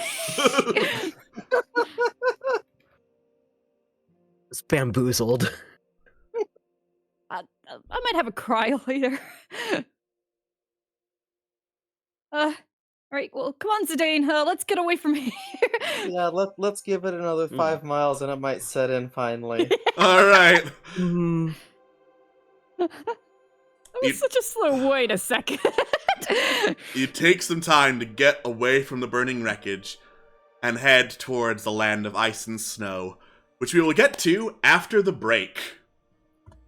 We'll see you all in a little bit as we get hydrated and go to the bathroom and whatnot. Don't go anywhere, or a succubus might burn your house down. Bye-bye! Bye. Ah, Bye.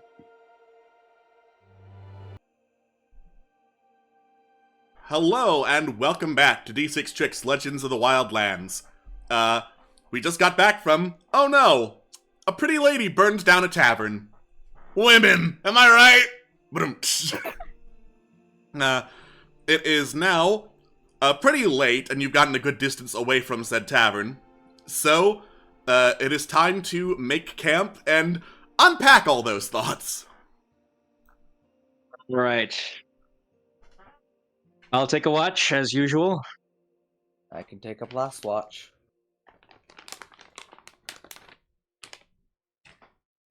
sure, fine. Whatever. I'll take second. All I right. need to sleep that off. All right. Sentry time. Here we... Sentry going up! They had a pretty average roll. Yeah, pretty average I roll. guess I... s- You notice the cold. Like, you're far enough away from the fire that you can now notice it is indeed getting a lot colder.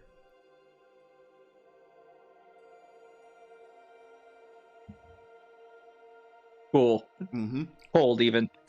Indeed. Megan scanning the area. It's just like as frost begins to like frost begins to like crust her armor plating. Seeing nothing of a particular interest, she returns to sleep mode. Alrighty. Second watch. Right. Tygon watch, feathers fluffed, basically huddled in blanket. 12. 12.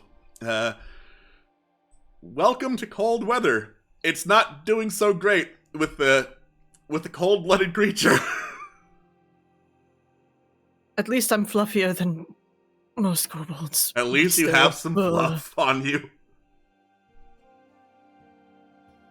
Lovely downy coat for a kobold. For a kobold, yeah. Mm-hmm. Alright. All right. And then third watch. Nice! Okay. A roll today. What do your dragonborn eyes see? Yeah. Your dragonborn eyes scan both the area around you to make sure nothing untoward is coming, like behind you and in front of you. To the east, there is a set of ruins overtaken by overgrowing fey plants. So, because it's overtaken and not on fire, you can tell, oh, it's different from the ruins of the tavern that just burned down. That being said, it is back east, and you'd have to double back to get there. But, Okay. towards the west of you, you see two whole man-made structures across vast sheets of ice. One, a gigantic longhouse, essentially, like with a big wide open door and a lot of wood going far out towards the back entrance. And a set of stairs leading up a frosty mountain. Those are things that you see westward, deeper into the tundra, towards the tower. Neat. Oh gods, I just watched dozens of my own kind just melt alive. And I laugh. Oh gods.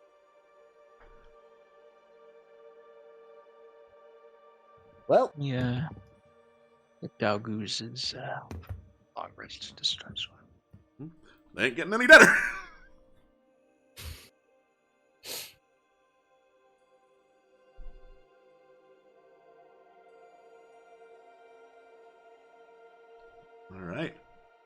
the sun rises, and as you get back onto the road, you realize road is kind of a stretch for the white expanse ahead of you.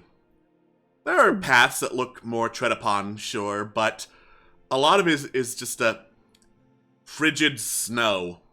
A little bit of ice beneath, but just the sheer vast horizon full of white around you. The occasional tree either covered in snow or lacking all of its leaves. Occasional, like, bits of rock jutting out. But mostly, ice, snow. That is everything you see before you in the vast tundra that is the northwest of Sedaria.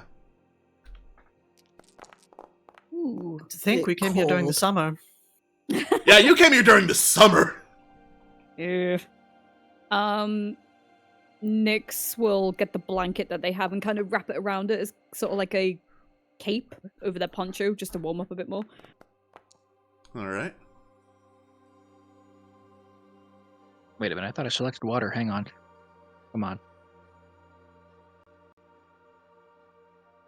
Go, Skinner. You've There got we to go. hydrate That's how or you do dehydrate. That's more like it. That's what we're like. Alright. So, you will have enough speed, even going at slow pace, to make it westward deeper into the tundra, but it is a grueling journey as you go. Old Gus does not like going through the ice and snow, and even when he does move, trudging and carrying the cart through all of that is slow going. It's not easy. There's no road. There's shoveling and pushing, occasionally cursing, probably. It takes a while to get anywhere. Maybe don't translate what the donkey's saying to us, Trill. Old Gus is not happy. That sounds like a paraphrase. Yeah. Yeah,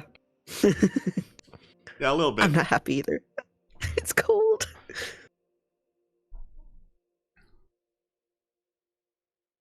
All right. I mean, we could stop and check out the stairs, but something mind tells me. me we want to just beeline it for the tower. Yeah. We can always go back. True, I suppose.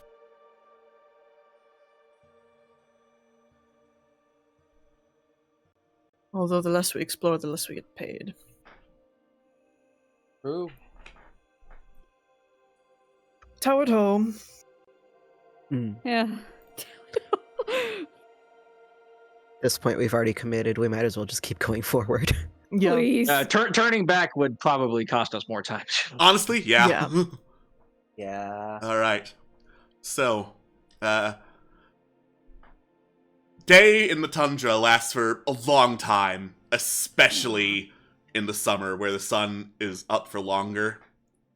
So, after what seems like endless hours of just walking through sun on the snow, passing by dead trees, snow-covered, everything, finally, a little bit of darkness sets over the tundra. And finally, you find a place near a chunk of rocks that have like some shelter from the elements to settle down and make camp and like hurriedly set up a campfire because good God, it's cold. It's very cold. Thank you, Nyx, for Stop. your create bonfire. You're welcome. I'll place it on Zidane. Zidane's on fire now. No, not the boy. No. All right. Okay.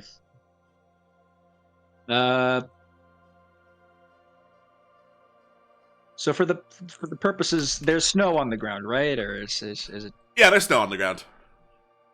okay? Could we use that to fill up water skins and melt Theoretically, yeah. Like, Okay. it might not be pure water, but you're welcome to try.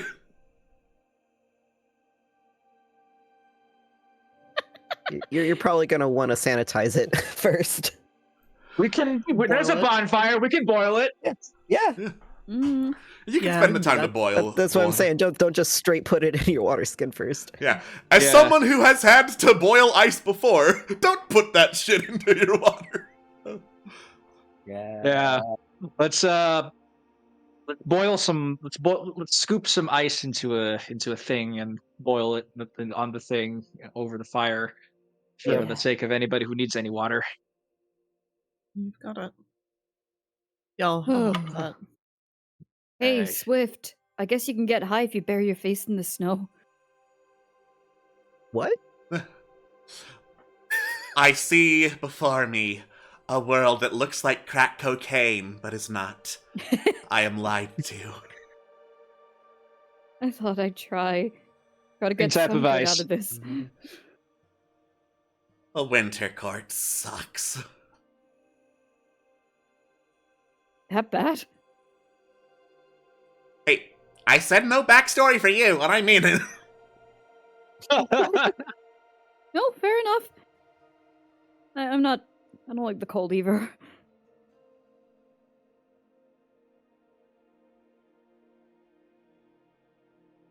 All right.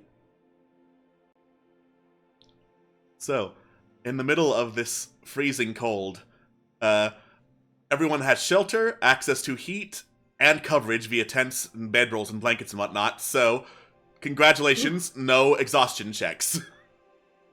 Yay. Yeah. That's what we want to hear. So, I will, however, need watches, as per usual. All right. Here we go again. Oh boy, here I go watching again. Yeah, look at that. Wow. Damn, Alright, girl. So what do my robot eyes see? As you are in the middle of watch, it starts snowing, but like more intensely than usual. Like, Uh-oh. as if it's swirling around and being directed by something. And in the middle of the snow, in the distance, you can hear like the chanting of some goblins. Ooh. I'm gonna warn the party. What's the goblins over here? Goblin Elsa over here singing "Let It Go." That's not canonically how I put it. That's the player making a Of joke. course, Yep, of course. It's still funny to imagine Goblin Elsa singing "Let It Go." Oh, absolutely. But I relay the fact that there is somebody seems to be controlling snow, and there are some goblins doing some chanting. You do with that information what you will, but my robot processing seems to be putting 2 and 2 together. Having been woken up and warned, is it possible to tell like what they're chanting? It appears to be like a mixture of a ritual and essentially a pep rally. They're chanting greatness of the power of the storm, greatness of the power of Booyog, which even people who don't know that much Goblin know enough to know, hey, that's usually Goblin for magic. And a lot of repeated phrases along the lines of, "Go, storm callers, go." You say pep rally, and all I can think of is like a fucking football game out in the middle of the tundra. Yep. Goblin cheerleaders. And the pet band's playing "Let It Go," I guess. Batman playing Let It Go. Yeah. Well, so for all intents and purposes, these appear to be goblins fucking around with magic and hyping themselves up as being powerful wizards. Oh boy. Mm. Do we want to do anything about it is the question, I guess. Or do you guys think it's worth investigating more? I mean, if they leave us alone, I don't see a reason to go mess with them. How cold are the rest of you? Is this bothering any of you? Yes. It's Yeah. cold. Like, it doesn't seem to be fucking with our fire or anything, does it? No. Oh, in that case. Yeah, Well, let's stay close to the fire. Are they like generally staying put, or are they like on the move somewhere? They are on the move a very good distance away. Like, it is loud in a blizzard, but because of nat 20 perception, Megan was able to hear them basically the instant they got within earshot in the blizzard. Okay. Because you're undercover, like, your fire isn't doused. Hopefully they take the blizzard with them. Yeah. Yeah. Fuck Away from here. me, I'm already awake. I guess I'll take second watch. Alright. All right. Megan goes into sleep mode. Or 7. 7. I'm just gonna roll for something else real quick. Don't mind me. Hell yeah. Mhm. My favorite. Making other people roll. Okay.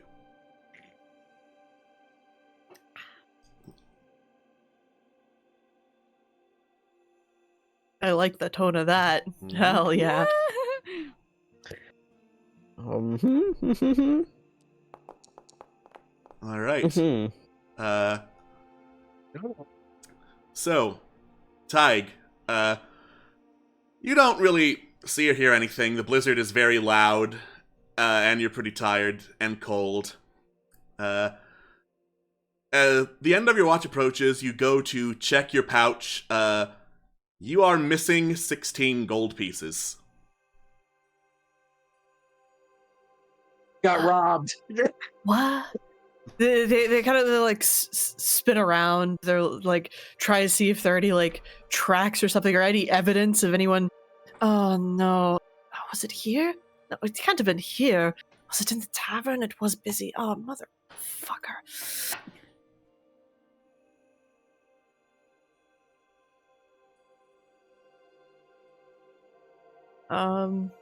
Yeah.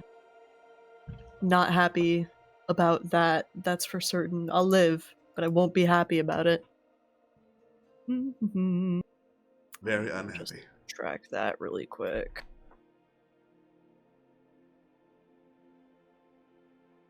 If I can actually tab over to my character sheet, that would be cool. Tig is still grumbling and recounting their coins when they wake up. Is it for next watch? And also mention, I think someone nicked some of my shit, by the way. I'm not sure if it happened recently. I'm not sure how it could have, but just in case, keep on the lookout, I suppose. I'll definitely try and keep an eye out in case there's anything around the camp. Yeah, thank you.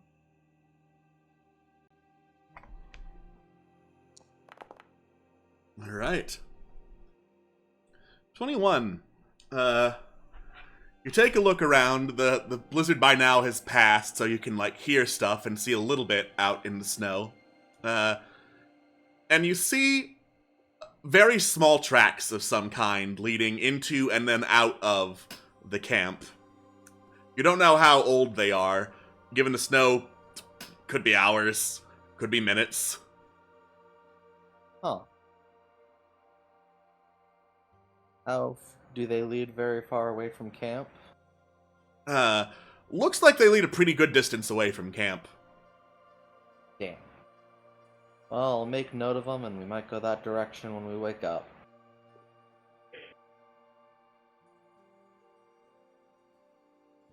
Alright.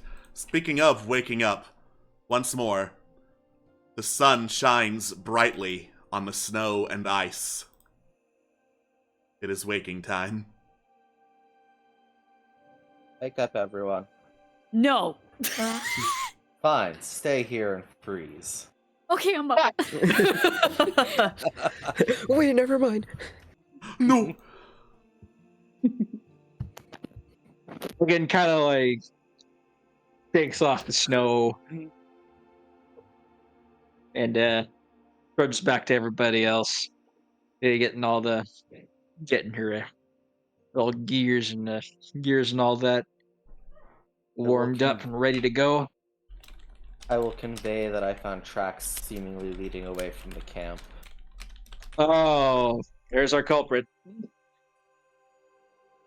you want to go in the general direction they were in, or? Yes. Oh, Are you kidding me? Of course. You don't get to steal from me and get away with it without at least doing something about it. We're kind of hearing that Tiger had something stolen from them. Megan, being the good girl she is, turns towards the tracks and starts going heading off in that direction on the warpath. All right. Settles that. Oh, let's go.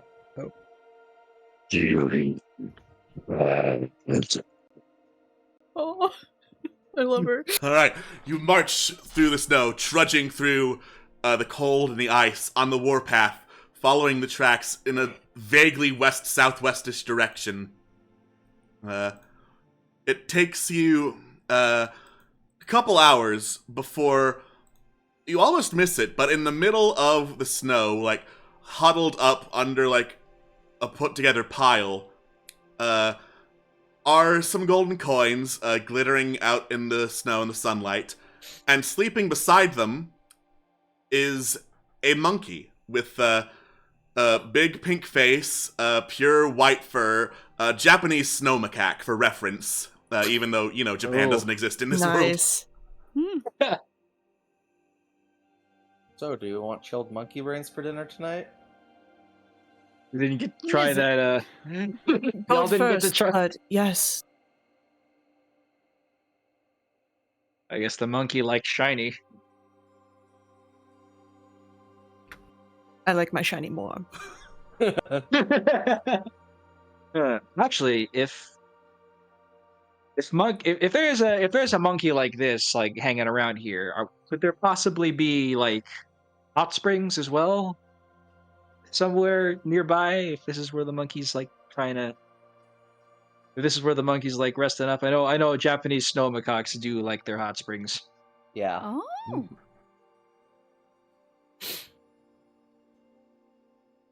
Someone did mention a hot spring in the inn as well. Yeah, it was Yeah. one of the rumors we heard about. Yeah, this could be it. This could be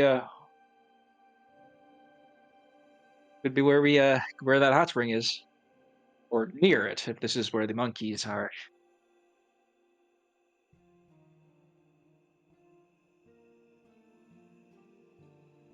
First things first. First things first. Let's get Ty's cash back. Is all the cash there? 16 gold pieces in total. Perfect. Love that for me. Monkey still asleep? Monkey looks to be asleep. Please don't kill the monkey. I was going to bind the monkey and let you talk to it to find out why it took the shiny specifically, other than just shiny.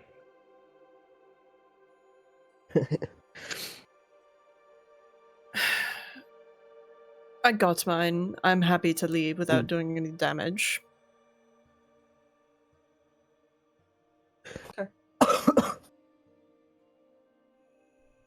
Just have to keep a better eye. All right. You scoop up the gold, and you hear a voice nearby saying, "Zaki! Zaki, you fool! They're taking your money! Wake up, you imbecilic simian!" Oh And, no! The monkey, like, groggily opens its eyes, there's a big yawn, and stretches. "This is an emergency! You do not have time to stretch, Zaki!" Now can I grapple the monkey? I don't think the monkey is entirely at fault at this point. Who's the monkey's boss?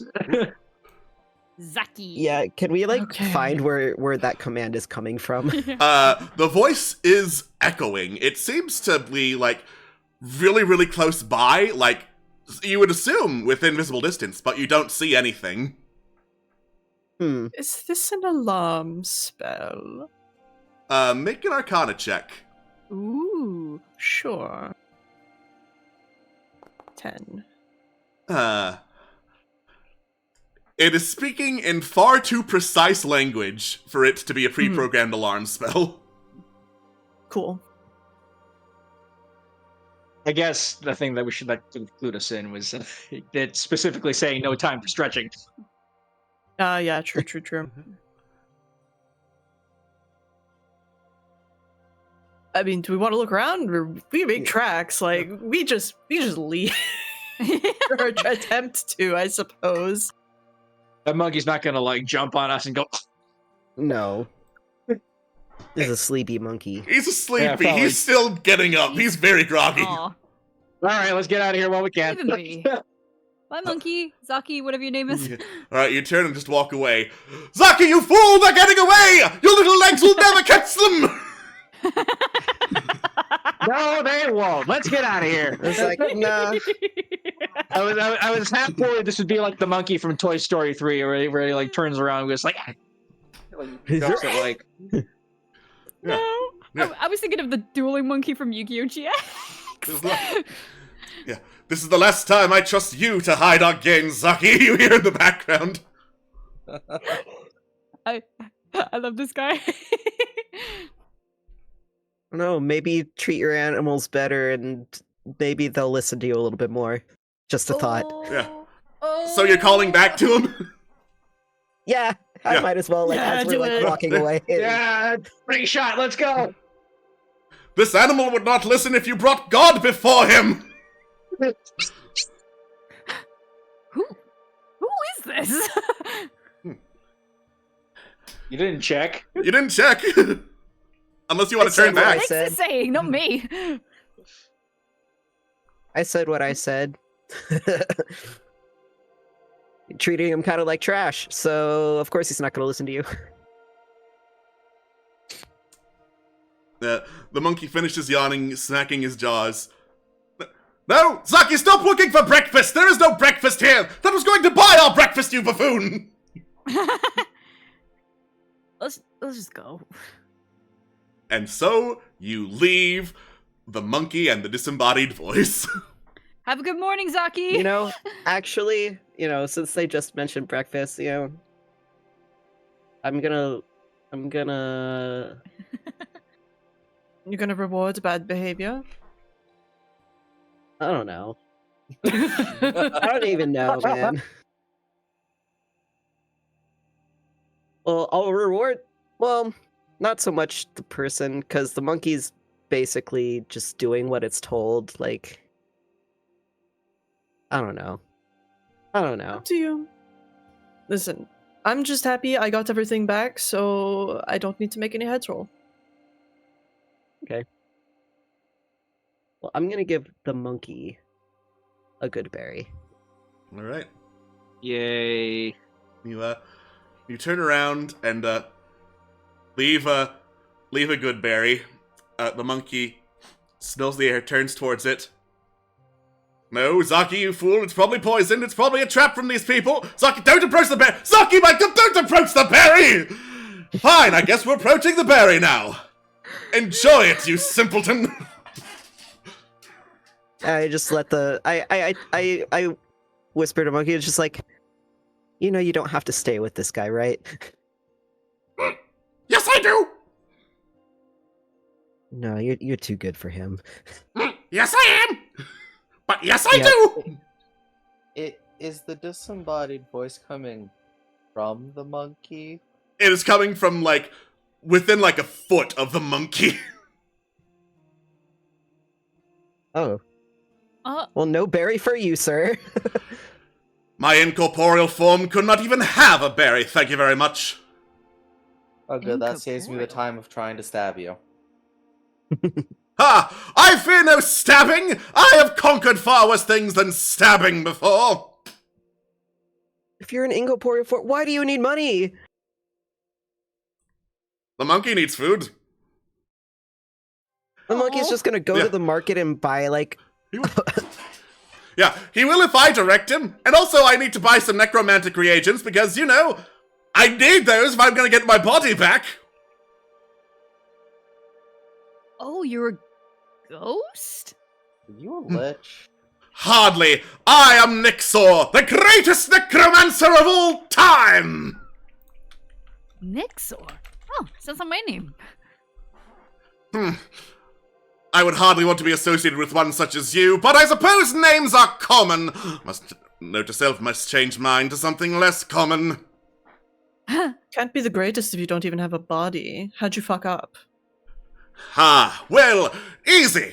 I was adventuring in these frozen wastes, looking for the lost treasures of the...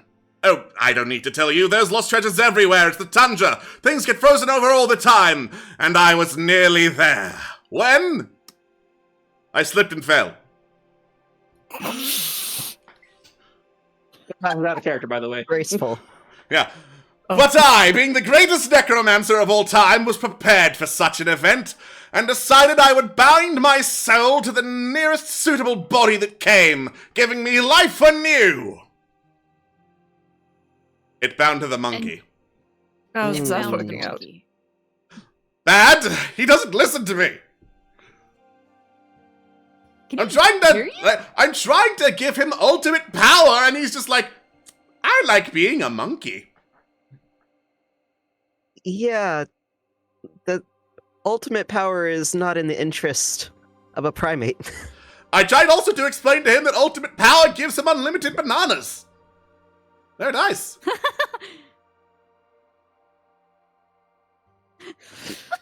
Yeah, I don't think that's not the way. Yeah. He is a very Also, stubborn creature, that is for sure. Also, stealing from my friends is also not the way. I thought you were dead. What? What? How? What made you think we were dead? A bunch of people asleep in a frozen wilderness? You are all probably gonna die. With an We had a active fire. bonfire and And 10 People have shelter. died next to weirder shit out here. Aren't you a necromancer? Shouldn't you actually, like, know when things are dead? I would if I wasn't in the body of a monkey. They don't I have heard the in the death other- sense organ that permeated my previous body. Yes, that is a thing. Megan remarks that even he's a machine, but there are probably other ways to tell when somebody's not dead. Well, what do you expect me to do? Ben. Poke you with a stick and be like, hello, I need money so I can feed this monkey and also conduct necromancy rituals. You think that would get me anywhere? I mean, if you stuck with just the first half, it would, yes. I pride Yeah, myself probably. on honesty. And yet you steal. I mean, you Yes. still wouldn't be a lie if you just said the first half. Yeah, you can just omit the back half of it. Yeah. Lies you don't by have to omission, say the uh, quiet part out loud. Lies by omission are for suckers. Says the man tethered to a monkey. I didn't lie about being tethered to a monkey, though, no, did I? Checkmate, atheist. I like this guy. I know Well- it's not gonna do anything, but I start taking my psychic dagger and start waving it all around trying to stab him. You hit nothing. Yeah, I know. As if I'm I don't gonna think keep that's gonna doing do this. anything. I don't No. care. Megan asks Nixor what his what his intentions were with whatever treasure it was, and if it connected to any of his necromancy. She's a little wary of the necromancy thing. Mm. Listen, necromancy's expensive. Like, you think evil layers just grow out themselves? No, you need to, like, get materials for that shit. You can't just, like, animate a skeleton to do it. They're slow. It would take forever. Oh. Well, Okay. if you're struggling for money, why don't you come with us? Or, tell you what, you can have the 16 gold back if you tell us exactly where you were looking for this treasure when you slipped and died. Sure. Do you have a map? That might help. Yes. Yeah. I'd also like to know where you were planning on buying food in this giant tundra wasteland. True. You fools don't even know there's a market. They don't know there's a market, Saki. Ah! Megan calls for Carolina and her map. Yeah. All right, don't let the monkey smear anything on this, she says, staring. Right. Give me a second. This is a very big map, and I'm looking at it through two eyes at once. It's very disorienting. I get asked if A he sight. had one eye before. Two sets of eyes, I meant. I apologize for lying by accident.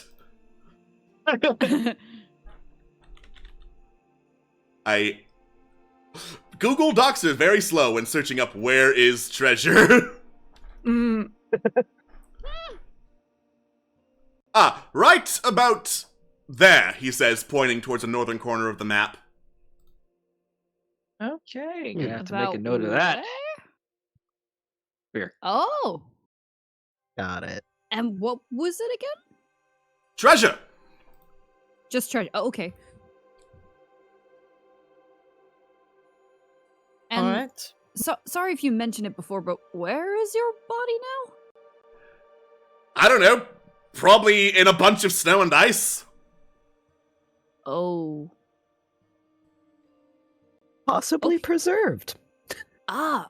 Okay. Exactly. Well, if we trip over it, we'll let you know. That would be most appreciated. Then I can become the greatest necromancer of all time! You know, I think it I've been means- meaning to ask. Sorry, like, why? Like, I don't personally understand the appeal of necromancy, but why? You don't like raising the dead? No, I don't. you've Actually, you never passed that a goes grandma? against the laws of nature. You never passed a grandma going, boo-hoo, my grandson was killed in a raid. If only there was some magic that could, bring him back. That was, I don't know why that clicked Mind Sliver. I was just trying to adjust my gold. Sorry. Oh, you're just like, shut the fuck up, Mind Sliver. You mind God. sliver the monkey. No. Conversation. Super kill him. No. Conversation over. We were so mad about not being able to pick up Granny's ashes that the mention of another Granny really, really ground our gears. Mm. You could have picked up Granny's ashes if you wanted. Okay, I but don't- like, yes, grief with like Granny and Granny's ashes is like, that's normal. Bringing back Granny is not. I wasn't talking about Granny, I was talking about grandson in this particular case. Like, bunch of goblins come in, stab grandson 37 times. That's not fair. He should get another chance. That's necromancy. He's got a point.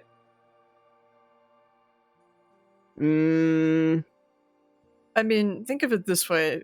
There's necromancy to make like undead, but there's also the necromancy that raises dead, which makes people just alive again. Yeah. Is Yep. that enough of a difference? Yeah, it's mostly the undead I'm unsure of. I'm just like, not a great look. I don't know. It always rubs me the wrong way, ruffles my feathers, if you will. I mean, suit yourself, but, I mean, capitalism's capitalism. There's always going to be a market for undead or undead, which that needs to be a technical term. I, the greatest necromancer of all time, will invent it. Good. You do that. Okay. Zaki has well, been picking at fleas this whole time. Very important. Rocky is trying to live his best life.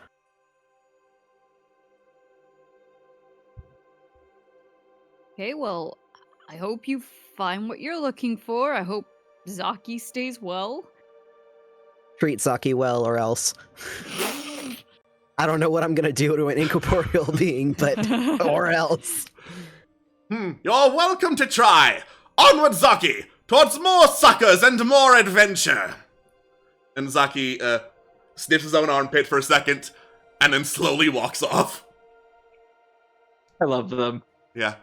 Future reference, Zaki and Nixor are an available companion if you're looking for mages, and they happen to be in the area. Brilliant. Amazing. Maybe we'll have to find that body after all. But for now, onward, I guess. Onward. Once and upwards. All right. Onward and upward! So, once more, you go through, trudging through ice, snow, as far as the eye can see, going over a frozen river as you do, very slowly, because, you don't want to fuck with the frozen river, ever. No, No. absolutely not. I am a big, heavy robot. I will fall right through. No, there'll be no getting you back. Be like, okay, bye, Megan. Bye, Megan. Yeah, you know that video of that Norwegian guy that with the car with the car behind him. Mm-hmm. Oh my god. Sticks into the ice. Yeah, that'd be Megan. Let's not go over the frozen river. Let's not go. All right. So, crossing the river and heading further and further west, you continue your journey and eventually get below the cover of several icy, frozen over, snowy mountains as dusk starts to fall. Right. Let's get some How close are we to the tower? About a full day. You'd get to it at dusk or so if you keep moving precisely on pace. Alrighty. Yeah. Well, I'm just spending my time making sure old Gus is okay. Oh. Megan helps clean up the area a bit. Just making sure that making sure that nobody could be mistaken for being dead because the camp is pretty obviously occupied. Yep. So she's just kind of using her swords as a kind of a makeshift Maximum fire. snow shovels. It's kind of flattening that out the ground, just helping set up the tents and all that. When she's all done, she says, "Hey, take watch." And she take watch. Dane's Aw. face is on fire. This is fine. Oh, Right, Zidane's face is on. With Zidane's face on fire, not really. That's not canon. But I will perceive. I will attempt to perceive what we see. Wow, I do Oh. not perceive Wow. anything. Wow, it sure is cold out. It's very cold. Anyway. Anyway, who's next? Not me. Thank you. I take up the caboose. I could take a second watch this time. Thank you. All right. Yas. Where is perception? There it is. It's cold. It's very cold. Sure is cold out. You see nothing besides It's cold. There sure is a lot of snow here, huh?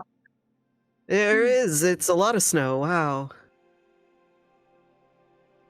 Fluffs up feathers. Tries to get warm.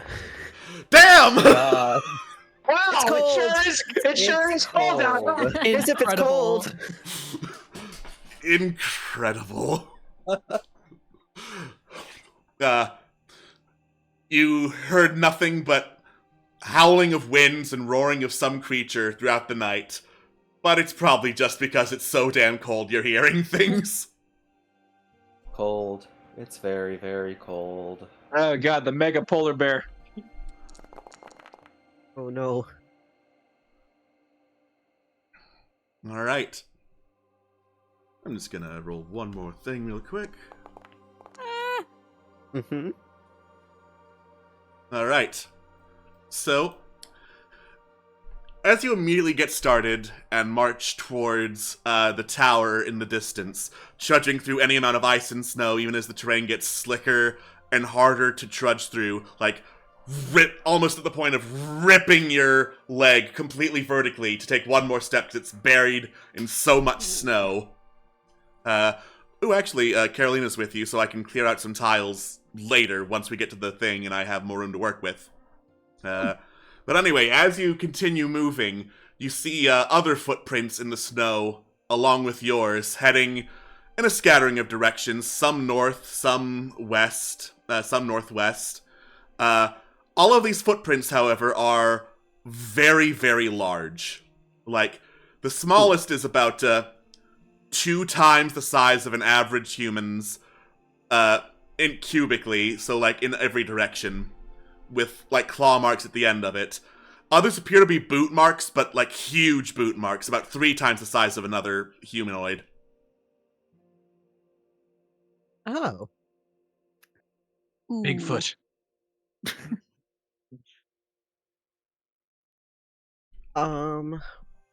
Should we be worried about that? I don't know. Would it be?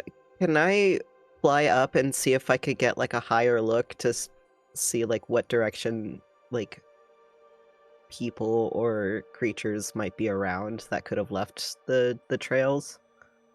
Sure. Survival check, please. Whoa. Oh my gosh.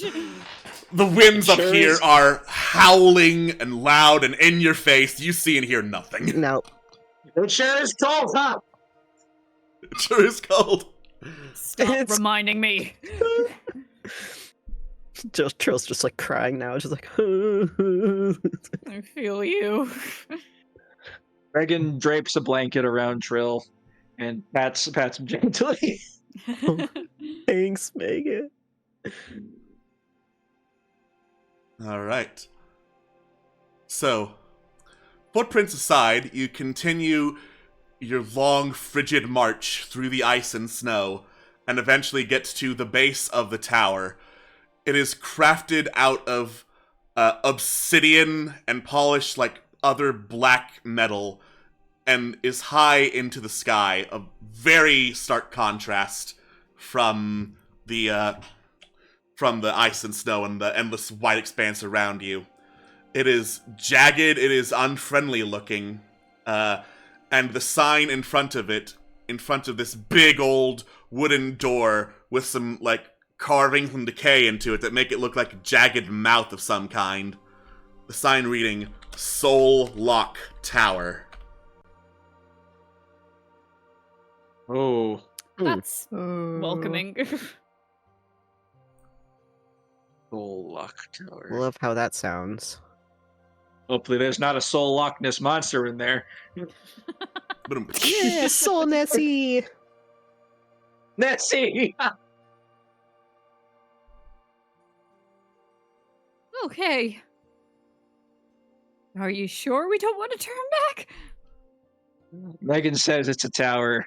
Megan says the towers are our goals. Megan says we're I- staying in the tower. I Yeah. The know, tower's but- inside. Do you want to stay outside? Do you think you'll be much better inside? Probably be warmer. Megan looks at the cold. Megan looks at the howling wind, all the blizzard around everybody, and she says,